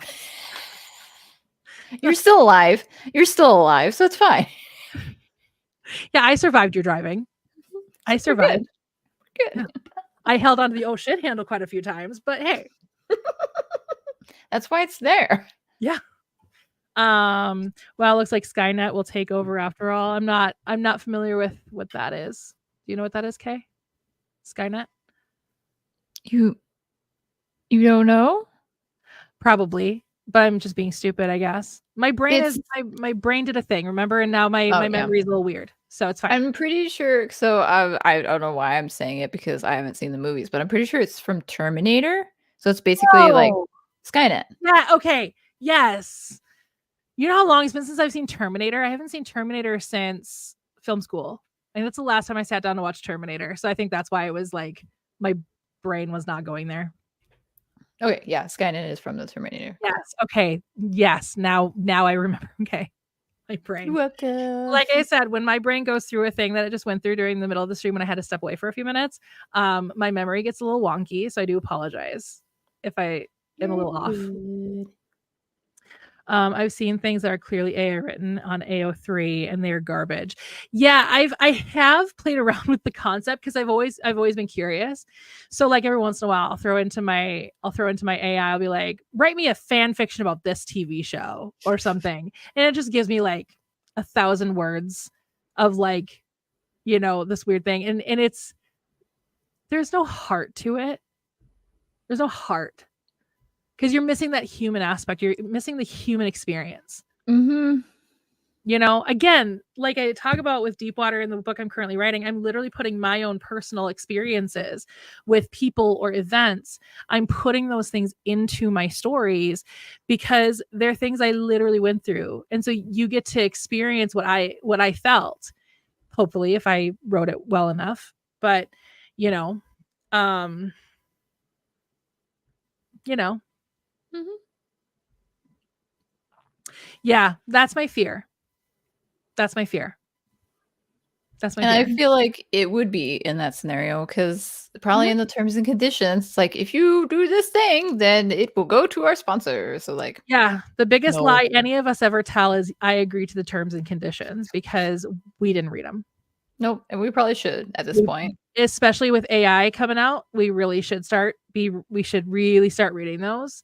You know, I remember reading the one for YouTube way back in the day where I learned that my copyright doesn't belong to me unless I'm a YouTube partner. I worked really hard to become a YouTube partner and I was kicked out of the program because I didn't make enough money because I went through some drama. If any of you have been here long enough to remember, I went through some trauma and lost my viewership because I had the audacity to have an uncommon opinion on the internet. How dare you? Don't do that, I guess. And so I lost my viewership. Therefore, I wasn't getting enough viewership to maintain the partnership program. And so yeah, my copyright doesn't belong to me when I put it on the YouTube, so which is why I don't do a lot aside from just vlogging anymore because I don't want to put, you know, my I don't want to put my art out there when it doesn't technically belong to me and YouTube can do with it what it wants. Yep. That makes me uncomfortable. I don't like it. I have lots of things going on, but I got a little MacBook for writing and I will try to make some progress. Good. You should. You Proud of should you. do it. Get some work in there. If someone can't be bothered to write a thing, then why the F should I read it? I know I said the F word earlier. I don't care. Oh, my poor ears. I don't understand what is gained. It's not like you get money from it. But that's the problem though, is that people are going to. I mean, NaNoWriMo has been hated in like in the traditional publishing industry for a really long time because a lot of time because December is like the worst. December and January are the worst times to work in the traditional publishing industry, I guess, because people who compete in NaNoWriMo, they think they just wrote a book, not a first draft, and they just throw it at these you know, agents and stuff trying to get their books published. Now with self-publishing so mainstream, they're going to start putting that stuff out there and trying to make money off of this stuff. They're going to try and make money off of stolen work. And I mean, there was already the instance of there is AI books on Amazon. There was that instance where, what was it, mushrooms or something? There was a mushroom book, like the how to, what's safe to eat and what's not safe to eat, and it incorrectly identified one of the mushrooms. So yeah, it's dangerous. But yeah, I mean, so people can make money off of this and people will start making money off of this and have started to make money off of AI books. Mm-hmm. And that's again one of the big issues. You know, that's the thing about being so heavily in the community now of authors and really starting to learn the nitty gritty and the scary pieces of it. I mean, do I think AI is the end of the world? No, I don't think we're ever going to have Terminator. You know, I don't think that's going to happen. But I also don't know that. Number one. Number two, you know, I don't think it's even close to that evolved yet. But anyway, hold on. I'm gonna do the next comment and then Kay, you can respond. I need to leave the stream for just a second. I thought you were gonna do the other one. I want to scroll up. There we go. Because I want to see these. Oh, someone can't put the time. Why should we? Exactly. And it's like, if they're not putting in the time, their heart and soul to write this book, whether it's good or not, why should I give them the time? Like, if I know it's an AI book, I'm not going to even give it another second. Like, no, I don't want it. Like, I've avoided AI work so far. I'm going to try to keep doing that. I know there was that song that was going around on TikTok, and come to find out it was AI. So it's like, oh, we're not as smart as we thought we were. So I mean, like, we're gonna have to be more mindful of stuff and make sure, things like that. Next comment was Kitty saying, I could win NaNoWriMo with the push of a button, then it's meaningless. Yeah, and it's like, sure, yeah, you could be like, oh, look at me, I won NaNoWriMo in day one. It's like, did you? Did you? Or did you win Nano AIMO? Right. National Novel AI Month. Yeah. Yeah, I mean, again, it's about the competition with yourself. It's not even competing with other people, because you're not competing with anybody but yourself. It's not like a race. It's not like who can finish their book first. I mean, you can have friendly competitions with your friends, sure. But like it's more or less a competition with yourself. It's a challenge. It's a thing that you're trying to like do, right? You're challenging yourself to write this book in a month. Right. Or at least write 50,000 words. Because again, either one. Right. Because I mean, both you and I struggled with one story last year. I still wrote 50,000 words over the course of 2 stories. And when I was writing the first draft of The Man from the Stars, which is the first book of the sci-fi series I'm writing, that's going to be well more than 50,000 words. So I wrote 50,000 words, and it was about halfway through the story, because it's going to be probably 100 to 120,000. Ooh, chunky. Yeah. Well, it's sci-fi. What do you want? That's true. I like books chunky. Yeah. But anyway, so I mean, it's one of those things that, it's one of those things that it takes away that challenge. Mm-hmm. You're not doing it. Sure, you have to come up with the concept, because you have to feed the AI what you want it to write. Yeah, but I mean, you could probably just be like, space opera, horror, Right. blah, blah, blah, boom, done. Akin to Star Wars, this specific, version of the series or the books, whatever. Or I could simply put in a mix of Animorphs, Power Rangers, and Smallville, and have it write The Man from the Stars for me. But that's not be the same. It's not. It's just it. Ew. It's ick. It's ick. It's giving yuck. I wonder. I do. Because here's the thing. After you win NaNoWriMo, they push you to their online store, because one, it is a nonprofit organization. Therefore, they need donations. And I always looked at it that way. Whenever I bought my winter shirt, I always looked at it as a donation to NaNoWriMo, as kind of my contribution to being able to compete in it. Because there is no entry fee to do NaNoWriMo, totally free to enter NaNoWriMo. And so I look at it as kind of my contribution to being able to contribute and utilizing their tools in order to keep track of my writing in a more, analytical way. And but yeah, they push you to their online store. So I get it, because again, they're a nonprofit. They need to make money somehow. Again, I'm not going to sit here and make a political statement about whether or not I am for or against capitalism. But at the end of the day, yeah, I do wonder if sometimes they're like, well, why don't we just give people a better shot at winning, and so we can sell more merch? Because nobody's going to buy merch unless they win, unless they have a good experience, right? And if somebody doesn't win, they're going to feel disheartened and probably not buy merch. Yep. And it's like, I only because I never bought a winter shirt, I don't think. I don't remember buying a winter shirt, even on the one that I won. But I did do, they had their double thing. So you would donate an amount and you would get so if you donated $10, you would get a little button or something. And if you donated $20, you'd get a sticker and this and that.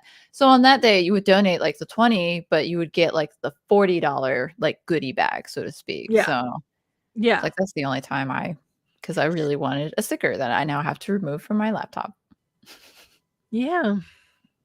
And I'm sure something will come up in its place, because I'm sure, the people who really are passionate about the community will eventually come up with their own thing, and I'll be happy to join something that's more author driven because it's created by authors for authors, Yeah. which I think NaNoWriMo technically was originally, but NaNoWriMo has become very corporate.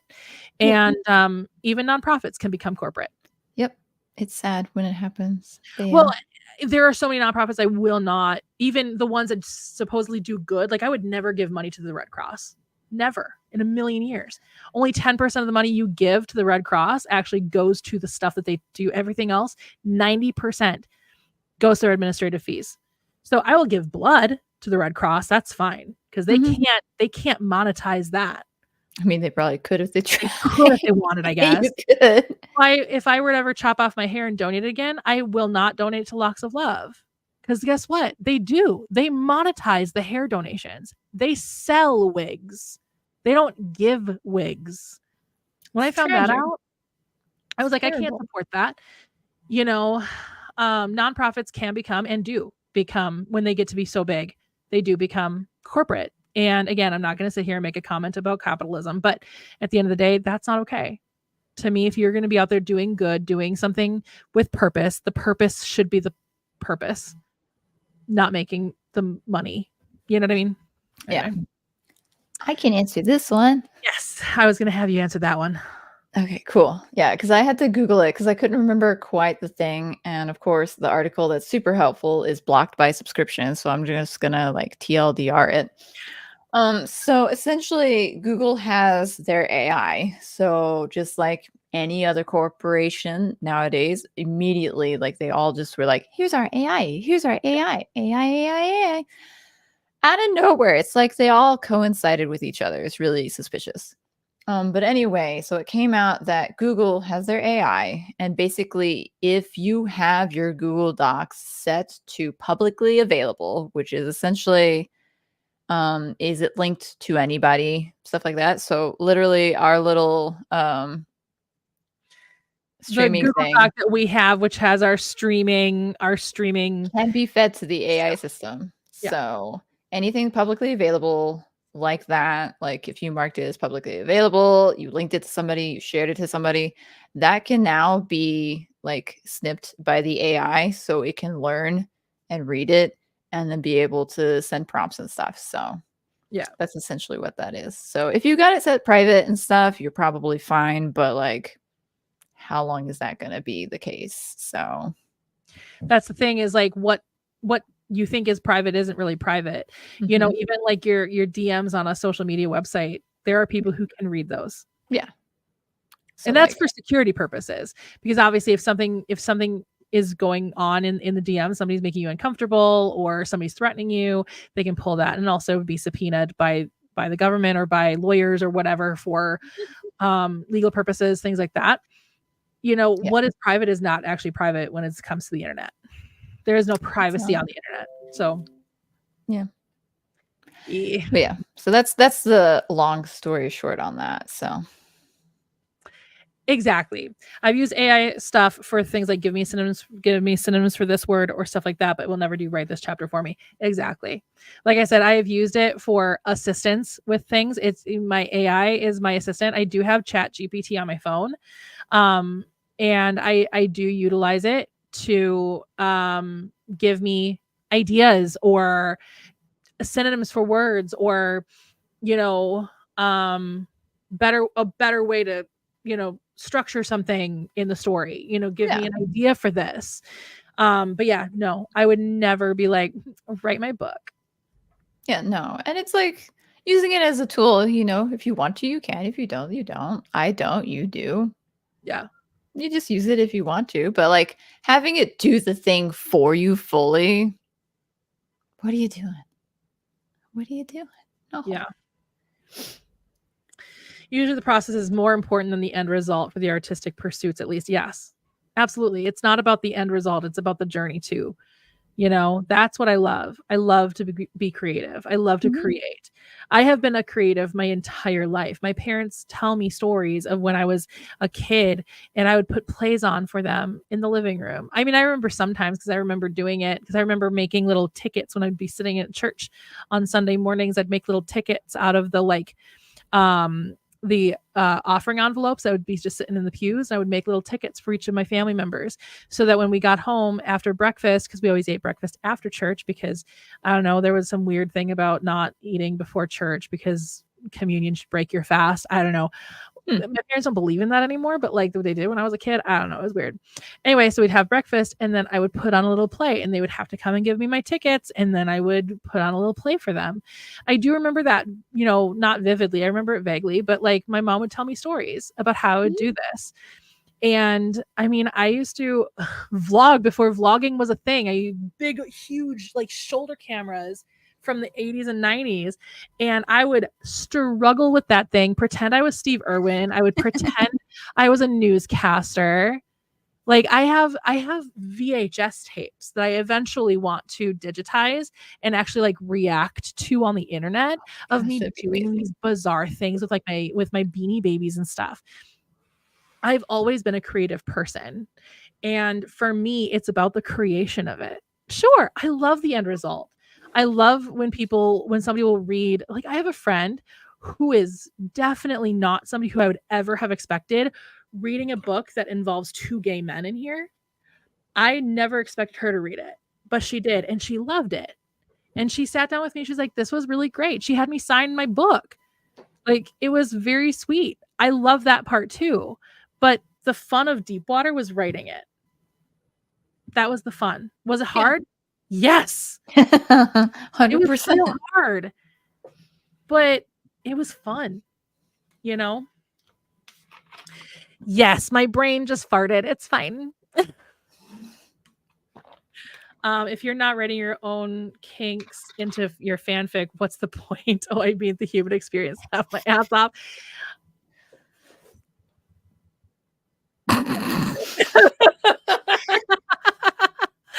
When I was writing I still do write fan fiction sometimes, and it never sees the light of day. It's literally just for me. It's kind of a writing exercise usually. If I'm struggling with a storyline idea, I'm like, oh, but there was a similar storyline to it in this TV show or whatever. And so I'll get into the minds of those characters, and I'll write a quick little fan fiction. Still do to this day. They'll never see the light of day, literally just for me.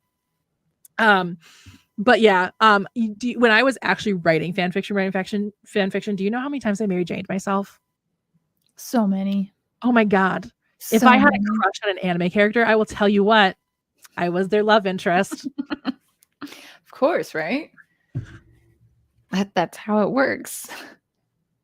I did have a friend call me out on the fact that I am very much like Lori is very much me in a lot of different aspects. But also I did try to make her her own character. So she's not exactly me. She does not have the mental health problems that I have. I'll tell you that much. That's good for her. Good for her. I'm happy for her. Happy for her. She is real stable. Well, kind of, but she's very alcoholic, which is not necessarily me. I feel like some people will write with AI just like some people fake video game speedrun records. They think they can get away with it for a short-term gain. Yeah. Yep. But then they're going to get got. They always get got. Well, and the thing about, especially something like that where you can be anonymous, like I put my real name on Deepwater and I will on my contemporary romance. I'll be writing under a different name. Just again, I've said this before on this stream, but in case somebody's new, like Nimrod here to the stream, the reason I'm writing under a different name for my YA stuff is to make it clear to parents what is safe for their child to read and what's not safe for their child to read. No child should read this. It gets spicy. So no child should read that. Was I reading stuff like that when I was 13? Yes. Should I have been? No. But I was raised in security culture, so the only way that I got to ever express that was through reading them. You know what I mean? Yep. Anyway, so but yeah, but that's the thing is like when you can be anonymous, like under a pen name, or you can be anonymous, like doing a video game speedrun where you're not doing a face cam, right? People find out about it. You get into a little bit of drama because of it. Oh, I'm going to stop writing or I'm going to stop doing it. And then you just create a new one. Yep. You just create a new one. The cycles. So it's short-term gain, but how many times are they going to do it under a different name? You know? Yep. Again, I've had fun with that a little bit. Again, I would never utilize it, but I more or less wanted to test to see how good AI was at writing. The other thing that I love is being able to figure out what's AI and what's not. Like I can look at a picture these days and usually I can figure out if it's AI at this point because the AI is still not good enough. Like No, they can't it's do not. hands still. They can't do Yeah. hands. No. Still. Like at this point, what's wrong? Why are there 6 digits? I guess like these are real complicated. Well, I mean, a lot of art, like normal human artists, they do have trouble drawing hands. So, I mean, it's hard yeah. to do. It's not easy. No. But yeah, I liked, so that was one of the big reasons why I wanted to write some little short story for me.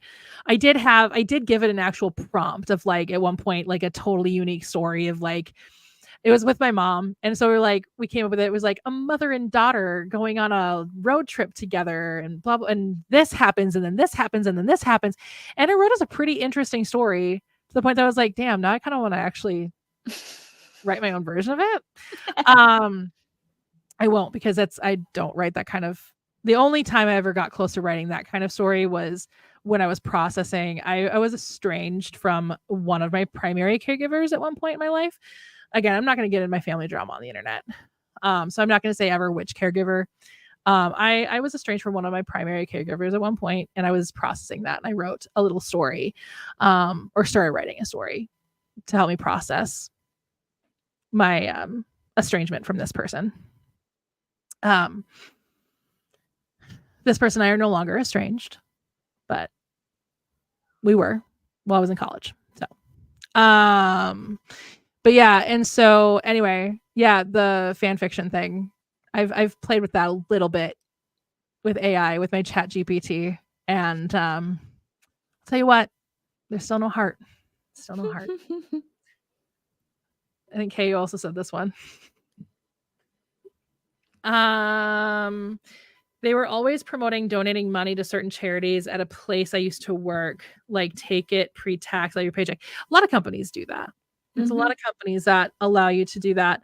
What's unfortunate is a lot of times they're working with those big corporate ones, which there are some big ones that are still there for the cause. The Trevor Project is a good example. The Trevor Project is still a good one to donate to. Luckily, I have friends that work in that space. I have friends in that industry, in the nonprofit industry. So I always go to them whenever I question a nonprofit. The Red Cross CEOs drink 90% of your blood. I love that. They're vampires. I knew it. I knew it. I knew it. I always check the CEO pays pays for those organizations first. Yeah, I always check to see how much goes to administrative fees. And I get it. You know, they still have overhead because they still have employees. They still have probably an office building. There's going to be overhead. There's going to be money that has to go to administrative fees. But when it's 90%, that's too much. I question that now. You know, I question you in that regard. If I was ever going to use AI, I would use it for background or settings concepts for a story. I'm doing this for a project with someone. Yeah, again, I have no problem with it helping you with a concept. I have no problem. Again, there was this dream that I had, where I wanted to actually write out the story, and I was having trouble figuring out how we got to this point that the story could start. And I did. I asked AI, I was like, give me some ideas. Just one idea. I didn't want it to tell me what to do, but I was like, give me some ideas. And some of them really worked out. I was like, oh, there are some that I really do like. Will I use any of them? I don't know. I haven't written that story yet. I haven't started working on it. So there we go. Got through all those comments too while we were on our soapbox. Catch up. Yay. We got on a soapbox, my friend, about NaNoWriMo. It was going to happen because it just makes me so angry. Well, and again, because the last stream we literally talked about NaNoWriMo. We literally looked up old videos that we did about NaNoWriMo, and we made a plan that in November we were going to use a stream to just have be us reacting to old NaNoWriMo videos. And so I felt because we made it such a big point of our last stream, and I've made NaNoWriMo such a thing on my channel where I do a NaNoWriMo vlog every year, or at least I think I did one every year. I know I did one in 2018. I know I did one last year and the year before. I don't remember if I guess I did it every year, but you know, I felt like it was only right for us to make some kind of statement about not doing it. Because NaNoWriMo just is not a group I'm willing to follow again at this point. Nope. What is it Padme said in the prequel trilogy? Oh, this is how democracy dies, with thunderous applause. Yeah, well, that too. That's like my favorite line ever. But no, you're going in a direction I can't follow. Oh, yeah. Anakin. Yeah. You're going in a direction I can't follow. Yep. They went to the dark side. They went to the dark side. They became Sith Lords, man. Oh, isn't that another what's the Batman quote? You live long enough to see yourself become the villain or something like that. Yeah. Yep. And you either die a hero or you live long enough to see yourself become a villain. There we go. Yep. That's it. And that's what happened. Yep. And right, Nimrod, right? Here's the thing. Again, I said this about The Sims 4, and I'll say it about the prequels too. I mean, are the prequels, better than the original 3? No. The sequels are not better than the original 3 either. And I know Kay has a very, very passionate feeling about the sequel trilogy, because it made things not canon anymore that Kay really loves about Star Wars. Oh my gosh. I know. They retconned your canon. And because they were canon for like 20 years, they were canon. They were canon for years, decades. Canon. There was so much. And yeah. Anyway, but the prequels had some good moments. The prequels had some good lines as they were watching democracy fall. May I take this moment just to remind everybody that we should all be voting this November so that we don't see democracy fall. Let's just say. We do not want liberty to die with thunderous applause. Nope. I don't think there would be thunderous applause, but there would be from one group of people. Yes, there would be. They would see it as a victory. It's like, there are moments. Okay, I will allow myself this one thing. Hi, Kitty. Thanks for all the support for the many years you've been supporting. I really appreciate it.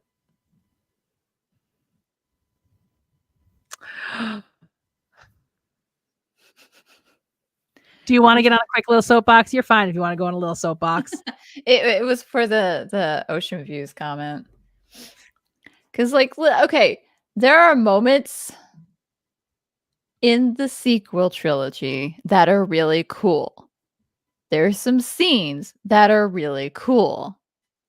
The overall story is mildly bad. Because, I get with the first one, I don't even remember their names. The first one, The Force Awakens. That one I didn't mind so much. That one was interesting. And they could have taken it on a very cool route. It could have been like the stormtrooper becomes like a Jedi. And then this unknown could have been I don't know, somebody else. I think somebody said it would have been fun if Rey had been a Kenobi, not a Palpatine. And I think that would have been neat. But,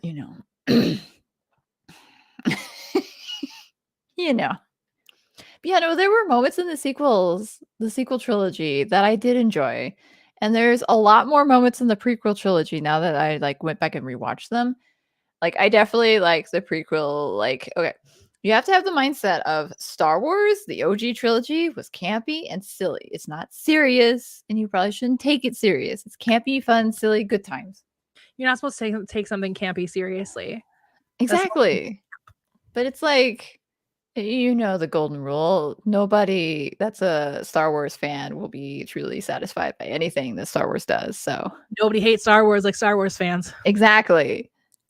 So it's just my one thing though is if Disney had done the sequel trilogy as boyfriend you're talking about, so calm down. Boyfriend and I have beef. No, it just upsets me so much because there's so much that is now the legends. So it's no longer canon, it's legends, but they still keep it and they've republished them and stuff. And it's like, well, it's like parallel universe kind of thing, you know? yeah, which like is fine because universe. I love parallel universes. I love multiverses. I love that sort of stuff. Is it being overdone right now? Sure, yeah, whatever. But I still think it's fun. But it's there was just so much Disney could have used for the sequel trilogy, and they didn't. And what they did wasn't even all that great. It was just like thrown together. There was no like basic set thing. It was just da da da da da. Yeah. That's how I love to be desired. Yeah. Exactly.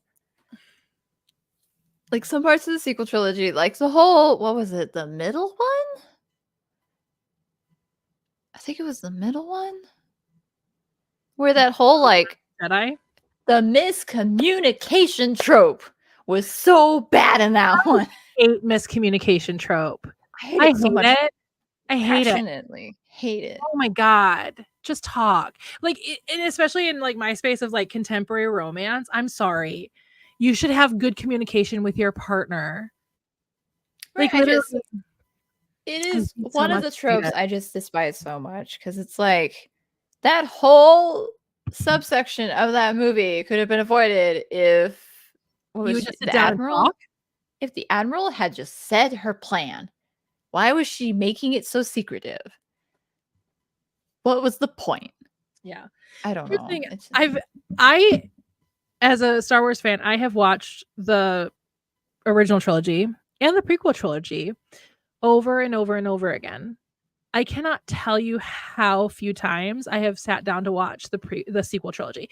And the only reason I would sit down to watch the sequel trilogy was because when the sequel trilogy was coming out, and same thing with the Star Wars stories. So Obi-Wan and Rogue One, not Obi-Wan, sorry, Han, Solo. Thank you. Solo and Rogue One, those stories. When those came out, my mom and I made it a point to watch Star Wars in chronological order. So we watched, the prequels, and then we would go to see Solo, and then we would go see Solo, then we would see, we would watch it in actual chronological order. And I'll tell you what, we have found so many plot holes between the three. Oh yeah. No, real bad. So bad. It's real so bad. Also, I don't feel like they gave Luke enough to be like some weird crotchety old man that's afraid of the Force, essentially. Yeah, it was weird the route that he went, considering the books that are no longer canon. Yeah. Anyway, so, and I don't have that same feeling because I never read them, so I don't have that same connection, but I also do know a lot of people who have the same feelings you do about it. But yeah, I don't find myself going, you know what sounds like a great way to spend my afternoon? Watching The Force Awakens. Yeah, and it's like that's probably like my quote unquote favorite of the three would be The Force Awakens. Yeah. And I'm just I thought The Force Awakens was really good out of the three. Same thing with like, I really like Attack of the Clones. I really do. I hate The Phantom Menace. I mean, The Phantom Menace, I have some serious problems. When a third of the movie is a race, I'm sorry. That was way too long. Also, they should not have made Anakin a literal child. Yeah, that was like him and Padme. Like that was a little. Well, but you have to remember, Padme was 15, he was 10. Yeah. Yes, that's a little weird, and I'm glad they didn't start a romance at that point. Then they jump forward 10 years, which makes him 10, her 25. So, I mean, it's fine because the age difference isn't really that bad. 25. Right. It looked bad because of how old she looked at 15. But even Natalie Portman was like 17, 18, something like that. But she was playing 15. But the reason why is because it feels like the Attack of the Clones had to like be rushed. Because they couldn't really do a love story between her and a 10-year-old, nor would Natalie Portman ever want to do that. No. You know what I mean? And so like, even at like 16, 17, there's no way that they'd be like, I mean, obviously she knew that this is a person she was going to eventually fall in love with, but she knew it wasn't going to be Jake Lloyd. She knew it was going to be somebody else. And speaking of which, I get to meet Hayden Christensen in November, and I'm very excited about it. Yay. Anyway, but yeah, and so it's also the guy who played, I can't think of his name off the top of my head, Emperor Palpatine, the Emperor, is going to be there too. Yeah, that's cool. I don't know. I might have to choose one or the other. And my crush from when I was like a teenager is going to beat out the Emperor. Sorry. I mean, it's a given. Like, but anyway, what was I even saying?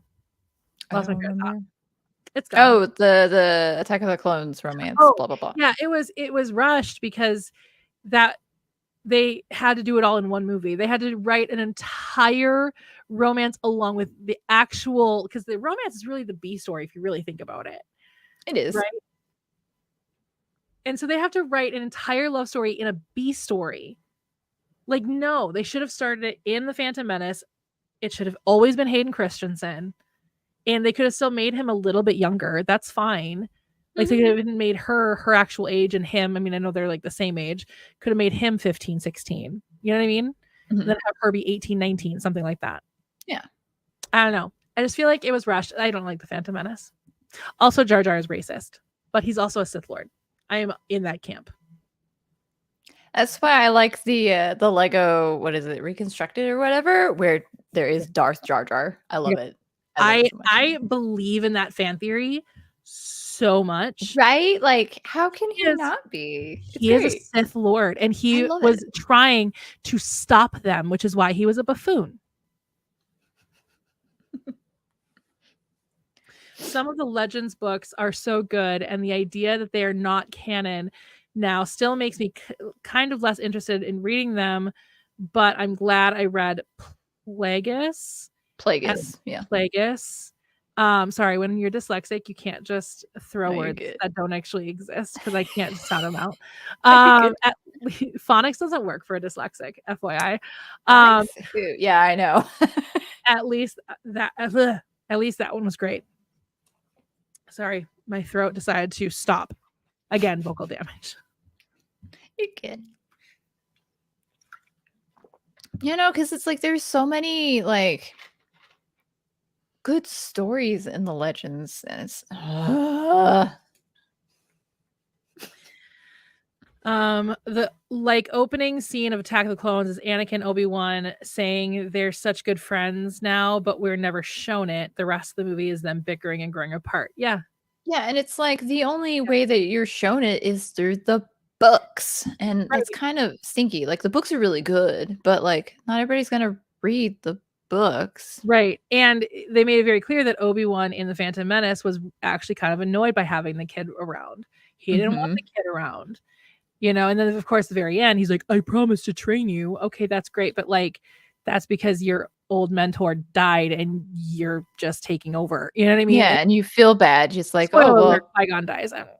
Qui-Gon wants you to do this thing, so I guess I'll do the thing. And it's like, Revenge of the Sith is really good. I love Revenge of the Sith, but like if you read the book that goes before it that leads up to the events of Revenge of the Sith, it just makes it even more heartbreaking. And it's like, I kind of wish you would still have like that feeling without having to read the books. Yeah, because it's like not everybody's gonna read the books. Yeah, and that's the thing is like when you're talking about mainline, because like I think about that with like Animorphs. Like you can read all of Animorphs, just the mainline series. You don't have to read the Megamorphs. You don't have to read the prequels if you do not want to. You do not have to. It does not detract from your experience reading the series. I feel the same way about Star Wars. The mainline series are the movies. The mainline series are the movies. That's just the way it is. Yep. Or the TV shows too. You can incorporate the TV shows, but even the TV shows are hit or miss as to whether or not people are actually going to watch them. Right? So if you're going to put important storylines in the books, then you are also have to understand you are going to lose a good portion of your viewership that's not going to get that part of the story. Yep. I've not read a single a single Star Wars book. I haven't. So I'm missing a lot. I also never watched the cartoon series, either one of them. I do want to, because I've heard they're good. I do want to, and they are on my to-do list. It's so good. I'm so glad I finally did. It's so good. They are on my to-do list. So good. But yeah, I mean, you got to understand that the movies are your mainline series. So all of the important information should be in the movies. The offshoot stories that are in the TV shows or in the cartoons or in the books, those should be less important stories than your mainline. Yeah, but it's kind of become where, like, kind of like the Marvel stuff, there's important, like, you've got the huge arrangement of movies, and like the Deadpool Wolverine movie had to do a section to explain a certain organization, because if you didn't watch the Loki series, you'd be like, what? That's what my friend Shayna said. So my friend Shayna and I got together not too long ago. For my birthday, we got together. And the week I was off from work, so the week of my birthday. But she got together and she asked me if I'd seen it yet. And I was like, no, I haven't. I've seen the first 2 Deadpools, but I've not seen that. And she's like, okay, good. You need to watch you should watch Logan first, and you should watch Loki. And I was like, but Deadpool and X-Men were not even part of the purchase. So like, I know they're part of it now. But like they weren't even part of the purchase into Disney, into that part of Marvel. And so I'm like, that just seems weird to me. She's like, no, you really should see Loki first. In the best way of not spoiling stuff, it's because now that Disney has the Fox stuff. Yeah. So it's kind of basically bringing Deadpool Wolverine into the whatever phase 5, 6, whatever phase they're on with the main Marvel set. Yeah. So in order to like do that, it also coincides with the TV show that is leading into whatever the big villain is. So that's why. But yeah, like Logan is because of a thing that happens in Deadpool Wolverine. Yeah. Well, I want to see Logan anyway, because I mean, anytime I can look at Hugh Jackman is good. It's such a good like movie. It's a very good movie. I know. I need to get. I mean, the thing is, like, X-Men has always been, when it came to comic books, X-Men and then Teenage Mutant Ninja Turtles were my shit when I was a kid. Those were what I read. Those were my favorite comics. And so when they made the movies in the early 2000s, I ate the hell out of those movies. I still love those movies. So good. Yeah, I loved those movies. And then I just kind of fell off of the whole superhero, comic book superhero movie stuff. And then all of a sudden Marvel was like 1 million movies long, and now I feel like I can't even breathe like that. I feel like that's just, I can't even. And apparently it's like Star Wars, where there's like 100 different ways you can watch them too. Yeah, it's super annoying because like the only time I have watched it from like the beginning, like the first MCU movie to the one leading up, was when Infinity War came out. After that, I've kind of like fallen off because it's like there's so much now. If you want to do a rewatch, it's so time consuming. Yeah. And they're all so long. They're long, and now you've got the TV shows that are like added to, but then also the TV shows don't count because there's another one I'm not going to get into, but it also made me very upset. But yeah, yeah. No.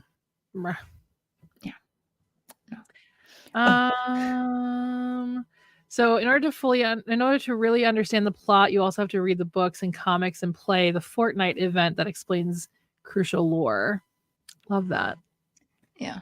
I didn't play the Fortnite event. Okay. Usually novelizations of movies are more interesting and detailed than their film counterparts. There's reasons. I'm not going to get into a film.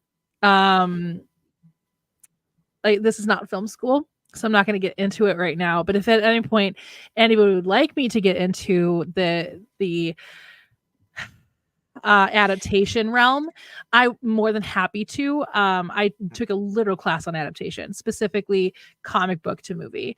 Was the adaptation class I took because I thought that was kind of interesting. I will say there is one Star Wars novel. I can't remember if it was Phantom Menace or Attack of the Clones, but one of them was so boring. Like it was not. Yeah. I can't remember which one it was. There are a lot of elements to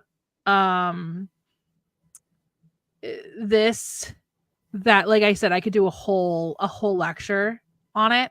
I'm not going to do that today. I'd like to be more prepared then because I'd like to pull, examples and whatnot. Oh, yeah. So if at some point somebody would like me to do that, I'm more than happy to, but today is not the day because I want to prepare for it. But yeah, I mean, I could tell you why things are like that, which is why you'll never actually catch me going the book is better or the movie is better, because they are two separate entities with completely different values. Mm-hmm. Do I prefer one over the other sometimes? Sure. Death Note's a perfect example. I hate the manga. The manga was so boring. The show, amazing. The manga, boring. Couldn't handle it. So there's so much words on the pages. It's like, Japanese live action movies, very good. Still prefer the anime over those were good. Japanese I enjoyed those. Movies. Yeah, they were good. The American live action movie, I did not watch it. I think I'm gonna go with a comment that we had up here. This one. It was not bad. It was fine. Have I rewatched it ever since? No. I might watch them eventually, but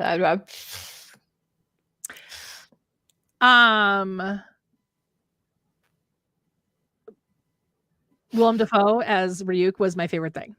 That's funny. That was my favorite thing about that. That's funny. About that movie. Anyway. A novelization can afford to be more detailed because it doesn't have to cram a story into 120 minutes. That's part of it. Yeah. There's more to it than that, but that's definitely a huge part of it is time constraints to making a movie a very specific length. I mean, the film industry, I guess I'll get into this little portion of it because it was stated. The film industry, the producers get to decide how long the movie is. They'll be able to say we needed 81 minutes. Can't be 81 minutes and 30 seconds. Has to be exactly 81 minutes. Okay. So the producers get to choose how long the movie is, right down to the second, basically. And so they have time constraints that they have to cut certain things and stuff. Yeah, that's a big part of it. There's some more to it too, but it's just a lot more industry based. But yeah, it makes sense. That's a good portion of it. So again, I went to film school. You're so smart. I went to film school and I specifically studied like history, criticism, and theory, which is right where that kind of thing fits into, is that whole concept. So because times have changed too because obviously movies are getting longer. Yeah. Which is bizarre to me because attention spans are getting shorter. So you'd think that they wouldn't be making longer and longer movies. You would think, but no, they are. And people are like, y'all remember when Titanic first came out? We were like 3.5 hours. I remember. Yeah. And they had to put it on 2 VHS tapes. That was my favorite thing about it. It was on 2 VHS tapes. But y'all know why it was actually that long, right? No. Am I the only one who knows? I think so. It's because they wanted, for the Titanic sinking, they actually had it in real time. Oh, that does sound familiar. That's the reason it's so long, is because when the Titanic was sinking, they wanted it to be real time.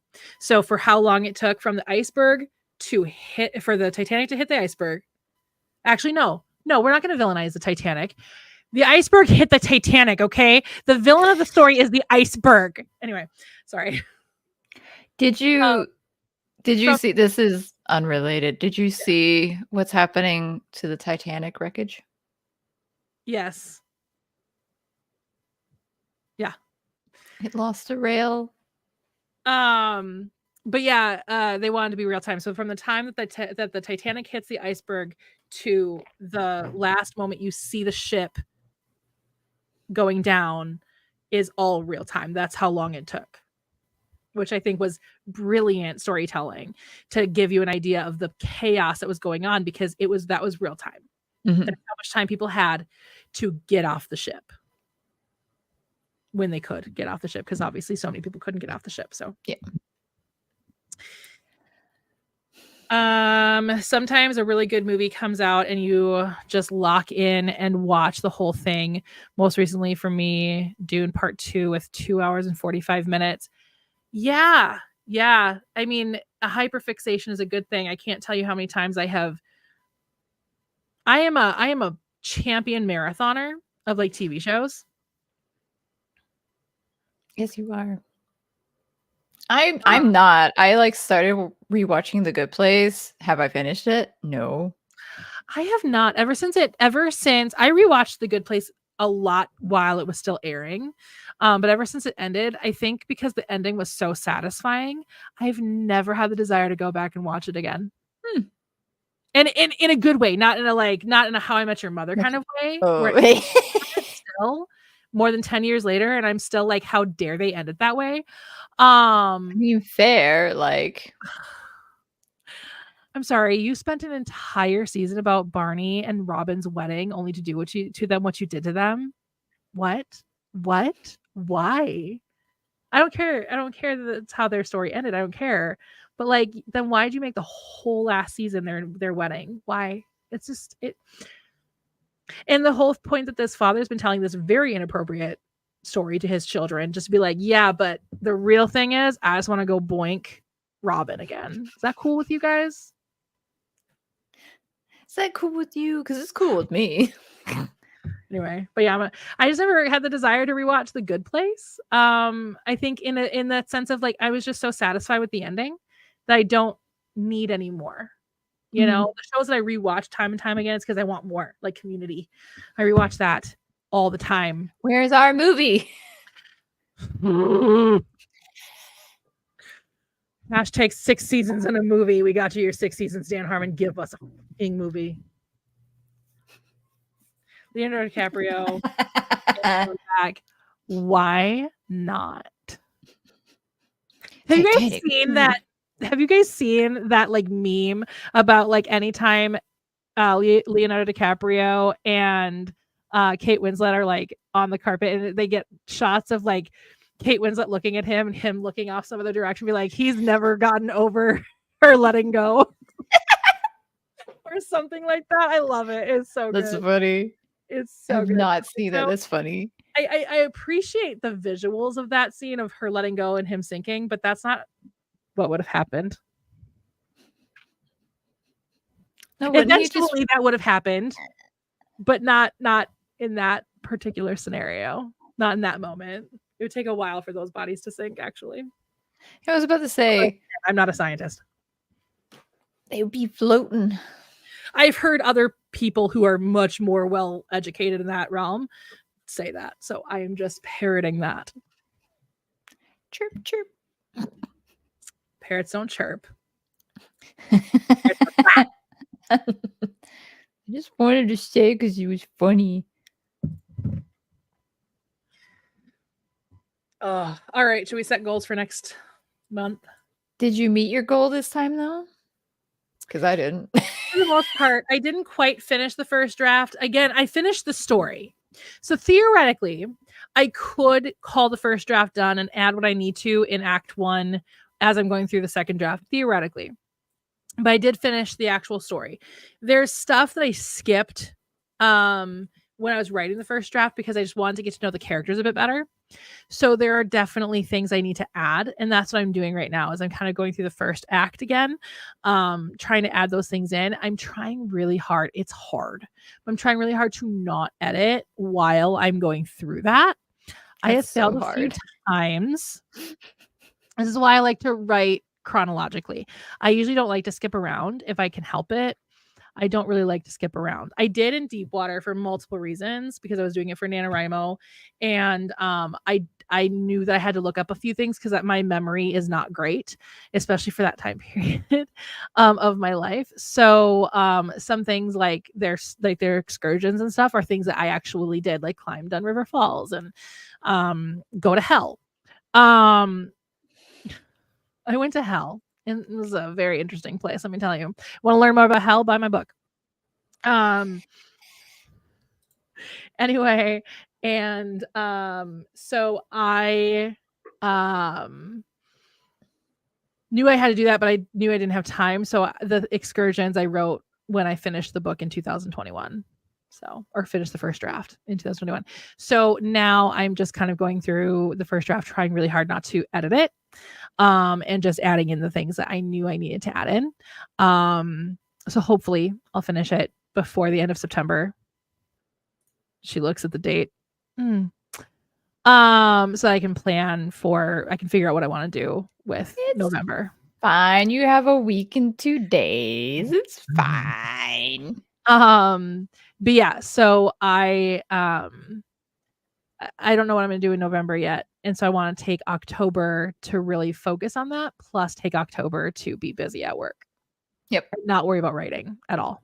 So October is going to be a very different goal for me, because it's going to be very similar to the goal that you had at one point in one of these streams, and that's survive work mostly, and get right and essentially figure out what I want to do in November. What I want to do with The Man from the Stars at the end of the day? What do I want to do? Do I want to rewrite it completely, which I am leaning towards right now, or do I rework what I currently have written, the 50,000 words I wrote a couple years ago for NaNoWriMo, which again, we don't stand with them.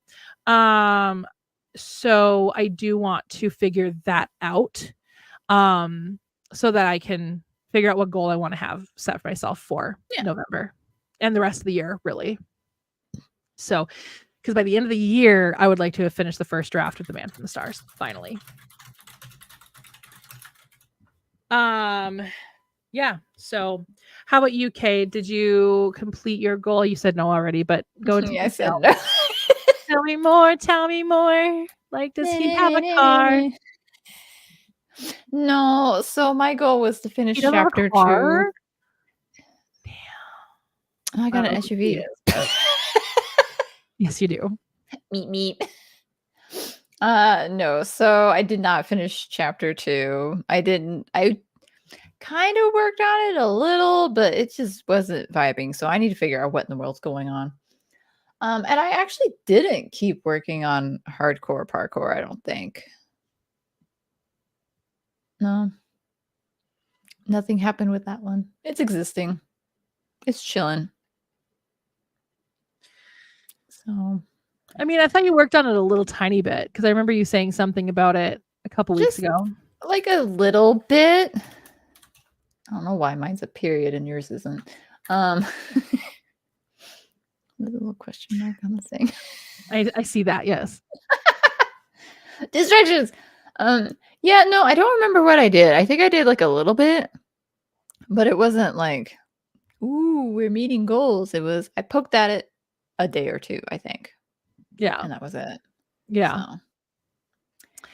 So, yeah. So what do you want to set? Hello, Miss Nova.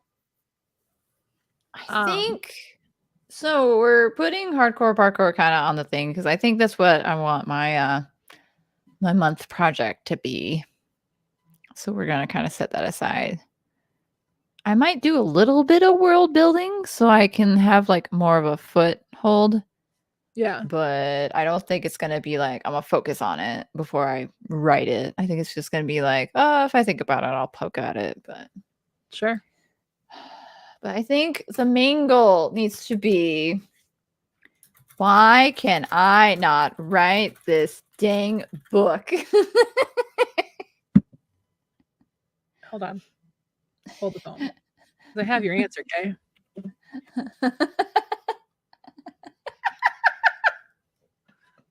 I just wrote ADHD behind that question in our little Google Doc. Oh, that's being sold by AI. You're right. I mean, AI is just getting a bunch of dates at this point and a bunch of Saturdays and Sundays, so it's not really gaining anything. Like, this is not worth stealing. It'd be like, what this nonsense? It's learning a lot about ADHD is what it's learning. In the most strangest of forms, yes. Yeah, no, I I need to figure out if maybe I am forcing this to become a series when it doesn't need to be a series that I want it to be. So maybe that's the issue here is I need to figure out what is Galaxia Morbidus? Like, what is it in a nutshell? Right. So I think maybe that's the issue. So I need to kind of hammer around on that and figure out, because I think that's the problem. Because I figured out I don't want you to start reading trauma immediately. So we figured that out. You're going to see the aftermath and see the main character try to like figure out life because of said trauma. But like, I don't think I want it to be immediately you're reading it and now you are traumatized. Yeah. So Yeah. I need to figure it out because the inspiration for this book was literally not what I'm writing right now. What I'm writing right now is like a prequel, basically. So maybe Okay. that's the issue. Maybe we don't write the prequel. And that's fair. I mean, you know, like I was saying about The Man from the Stars, there was something fundamentally wrong with the story, and I think I figured out what that is now. So now I need to get into that different mindset because I've been in such a Power Rangers mindset for so long, because I got heavily involved in the Power Rangers community on this channel, and I don't mean anything negative about that for anybody in that community watching this video or watching this live stream. I do not mean anything negative about that. I really like that community. I'm very happy to have been part of it, but I learned the hard way to not be so engrossed in a community, especially a fandom community, Yeah. because that just leads to a lot of toxicity. Every community is toxic. So I'm sorry that eye roll was not because of Power Rangers community. That eye roll was just because that was my own self having gone against my own wishes about not getting heavily into a community again. But I got so heavily engrossed in Power Rangers that I'm in that campy, cheesy place, and I want to be in that grittier place that Animorphs and Smallville gives. I mean, they're both campy and cheesy too, to an extent, but I want to be in that grittier place. So I'm really hoping that, you know, Smallville will help and rereading Animorphs will help and all that stuff. But doesn't mean I'm going to release this book anytime soon because it's a trilogy and I want to write the first draft of the entire trilogy before I even start a second draft of the first book. So That's smart. But yeah, so I get it. I understand how you feel. So see, and that's, you know, that's the thing is like that first draft is you gotta suck. You gotta let it be crap. Mm-hmm. You gotta let it be crap. Mm-hmm. Like literally my first drafts are word vomit. Literal word vomit. It's like I'm throwing spaghetti at a wall to see what sticks. Right? Did you cook? Al dente. You know, so you gotta let yourself really suck at first. Like my first draft, like I said, literal just word vomit. I just sit there and I let my characters tell me their story. That might sound really artsy fartsy, but I let my characters tell me their story. It's true. Yeah. And you know, I think I want something to turn out a certain way, and my characters are like, "You're funny." And then they tell a whole different story. Like I wrote one first draft, if you guys remember Where the Vinyl Ends. I was writing that for a little while, and I've shelved it for now, but I'll eventually go back to it. But they were a divorced couple. It was a second chance romance. They were a divorced couple, and boy, were they still hot for each other. But I was like, no, I don't want you to be this hot for each other yet. You're supposed to not like each other very much. You're supposed to be like, we're going to be nice to each other for the kids, but I don't actually like you. No, they were ready to tear each other's clothes off in the first chapter. And I just had to learn how to pivot and like right into that. You know what I mean? You gotta let it suck. You gotta let your characters tell you the story, because you're not going to have a good final draft if you're heading straight just for the final draft. Yeah. But I have my own feelings about like the whole having a whole first draft before even thinking about a second draft. But some people love to edit as they write. I have learned I don't finish a damn thing when I do that. But if that works for you, go for it, man. go for it. But my biggest advice, honestly, as somebody who's written a few first drafts, your first drafts are going to suck, and they're supposed to. Yep. They're supposed That's how to it be goes. terrible. They will not be perfection, sadly. No. Even this is not Tragically. perfect. Like this, there are times after I put this out that I was like, damn, I could have done this. I could have done that. I could have done this. So many things I could have done. It's funny. But anyway, all right. Yeah. So Kay's goal. Why can I not write this dang book? ADHD. Ah, dang. You're right. When am I not right? I'm always right. I'm perfect. Perfect. I've never said a wrong thing in my life. I'm perfect at everything I do. Sure. And my goal. Geez. You're redoing it.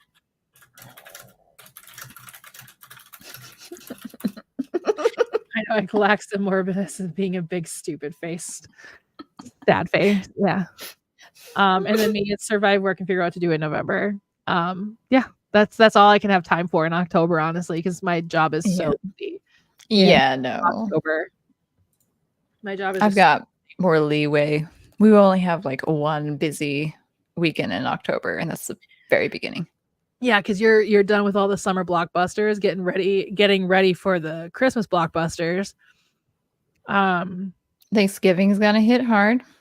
Well, that's the start of the thing of the Christmas blockbuster season is the Thanksgiving weekend. It's gonna be a sucker punch. You know that better than I do, I guess, but like I know it from the industry perspective. You know it from the actual like movie theater perspective. What's wild to me is like there are very few holidays where we get no business. New Year's Day is one of them. The ending of New Year's Eve, of course, is the other. Thanksgiving is one of them. But the day after Thanksgiving, when people are supposed to be out and about shopping stuff, we have very few deals, and yet it is massively busy. Because they're taking a movie while they're doing all their Black Friday shopping. Why aren't they going home with all their goods? Because they want to take in a quick movie before they head home. No.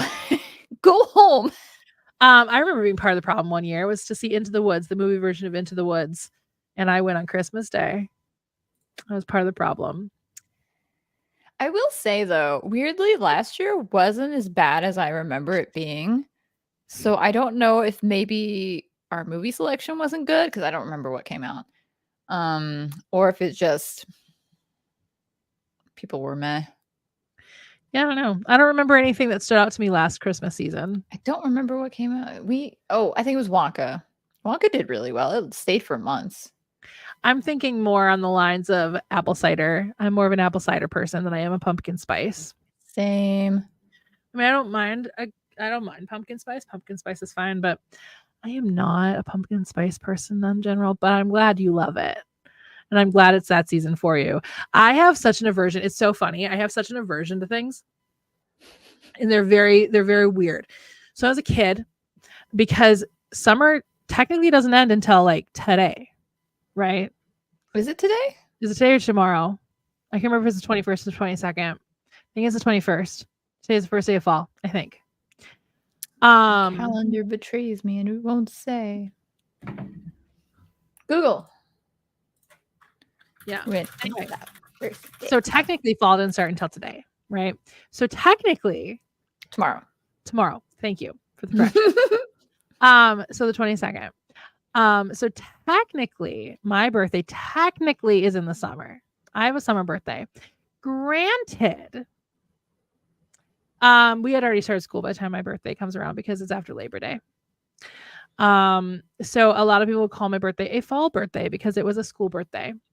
And I was not okay with that when I was a kid. I was not okay with that.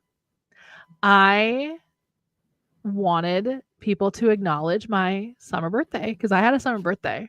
So to this day, if anybody brings up Halloween, if anybody starts putting out fall decorations or Halloween decorations, they're starting to be like, it's fall, it's spooky season. No, let me have my summer birthday. Even to this day. It's fine. It's past my birthday. It can be spooky season now. I don't care. It's spooky season. It just has to be after my birthday. September 13th, go for it. Have fun. September 12th is my birthday. Leave me alone. Anyway, let me have my son's birthday. My other one is I cannot handle Christmas. And I think this is a retail trauma. I cannot handle Christmas until after Thanksgiving. Right? Like it's too soon any time before then. Like Yeah. let Thanksgiving have its moment and then you can do whatever. I understand the problematic history of Thanksgiving, but there's also a problematic history of Christmas because it was stolen from the pagans. Everything, literally the entire holiday was stolen from the pagans. So yes, Christmas is also very, very problematic, but I understand the problematic history of Thanksgiving too. But I'm sorry, I cannot handle Christmas before Thanksgiving. I can only handle one holiday at a time. It's just too much. Maybe that's why I still have an aversion because like my birthday is a holiday for me, you know. It should be a national holiday because I'm that important, but so important. It's so important, you guys. The most importantest. I'm so important. Look at you.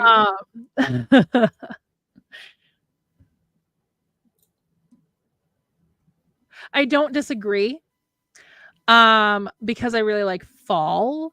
I don't mind the concept of spooky season because to me October is spooky season, right? October is just the whole month of October is Halloween. Yeah. But I love fall. Like I love the vibe of fall. I love cozy sweaters. I love, like I said, I love apple cider. I love the colors. Where I grew up, the peak of fall, beautiful.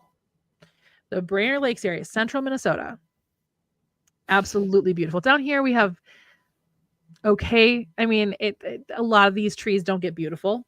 Yeah, no, like hardly any. It's like you blink and they no longer have leaves. So yeah, especially like my two favorite trees, catalpas and weeping willows. Neither one of them get very pretty in the fall. They both their leaves just die and fall. Yeah. And then you've got a big mess to deal with because weeping willows just have really long leaves. And then catalpas have like massive, like I'm not kidding. They're like bigger than my face leaves. Big. And plus their beans fall on your head because they grow beans. That's what they grow for seeds or beans. They're like big, like they're like this long. And yeah, they'll fall. I will show you, Kay. I will literally show you after the stream. Because we have a catalpa in our yard. Yay! And they'll fall on your head and it hurts because they're really pointy. They're very pointy. Ouch. And I don't remember a catalpa being ever killing anybody, but ours is pretty big. So if it fell from the very, very top and had a straight way down, man, I don't know. You're going on vacation in November. I'm very happy for you. I am very happy for you. It's my brother's birthday in November. And yes, I can finally wear clothes again. It's getting colder. You weren't wearing clothes in the summer? Did you go outside like that? Because at some point, that's why I actually like cold better than hot. I mean, in Minnesota, that's a really wild claim because it gets real friggin' cold here. But you can keep bundling up and bundling up and bundling up. But when it's hot, you can only get so naked. Right? Like you can't peel your skin off. Well, but also if you're out in public, though, you can only get so naked before it's illegal. That's true. Just don't leave the house. So no comment. Hey, if you are a nudist in your own home, I'm go for it, man. I love it. Love that for you. Love that for you. I'm not against it. My grandma was not a nudist, but my grandma was very free with her body. She'd walk around naked if she needed to. If she had just taken a shower and wanted to go make lunch or breakfast or whenever it was, she finally took a shower. As long as it wasn't bacon, she'd probably be in the kitchen. Sans clothes.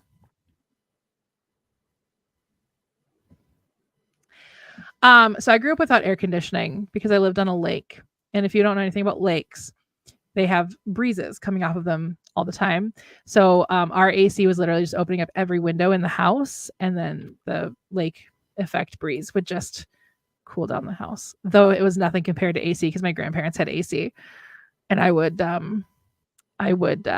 go to my grandparents' house and it'd be a refrigerator. I now know why. It's because my grandma was going through menopause and having hot flashes. Because now I live in a refrigerator because my mother is going through the same thing. Have sympathy for mine. She has no central AC. Oh, yeah, it sucks. That's unfortunate. Though, again, I will throw this out there. Texas at least is a dry heat. This is true. At least drier than Minnesota. We're really humid here because we have a lot of lakes. I was about to say, you're right by big lake. I am not by a big lake. I am 3 hours away from a big lake. Oh, you got big lake. Big. I am next to a river. No, Minnesota is just one big wetland. We're called the land of 10,000 lakes when really there's more like 15,000, I think. So.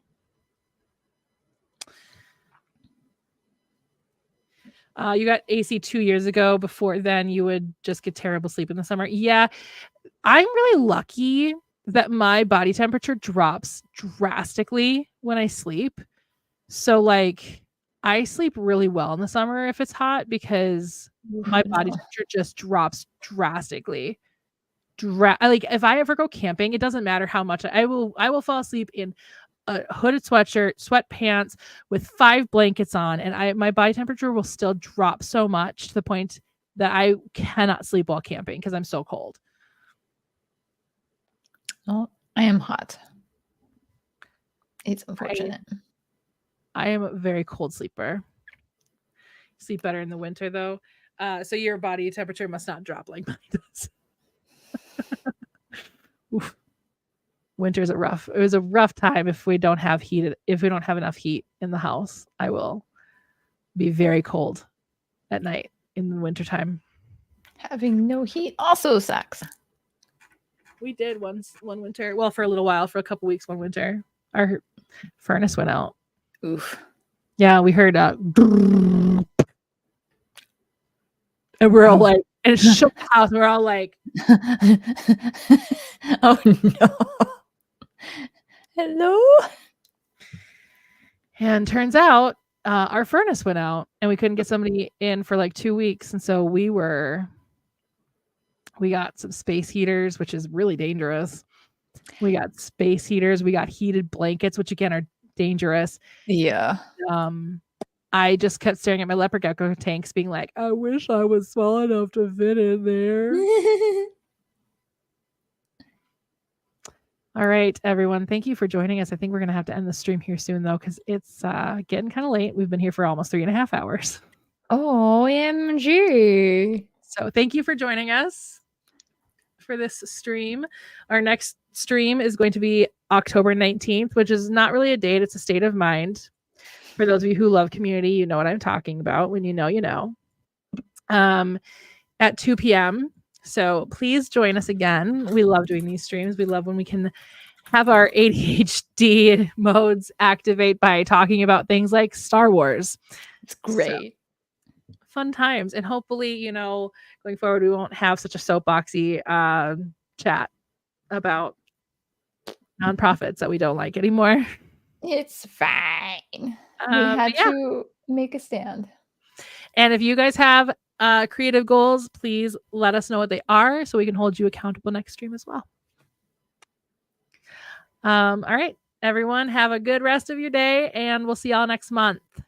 Bye. Bye.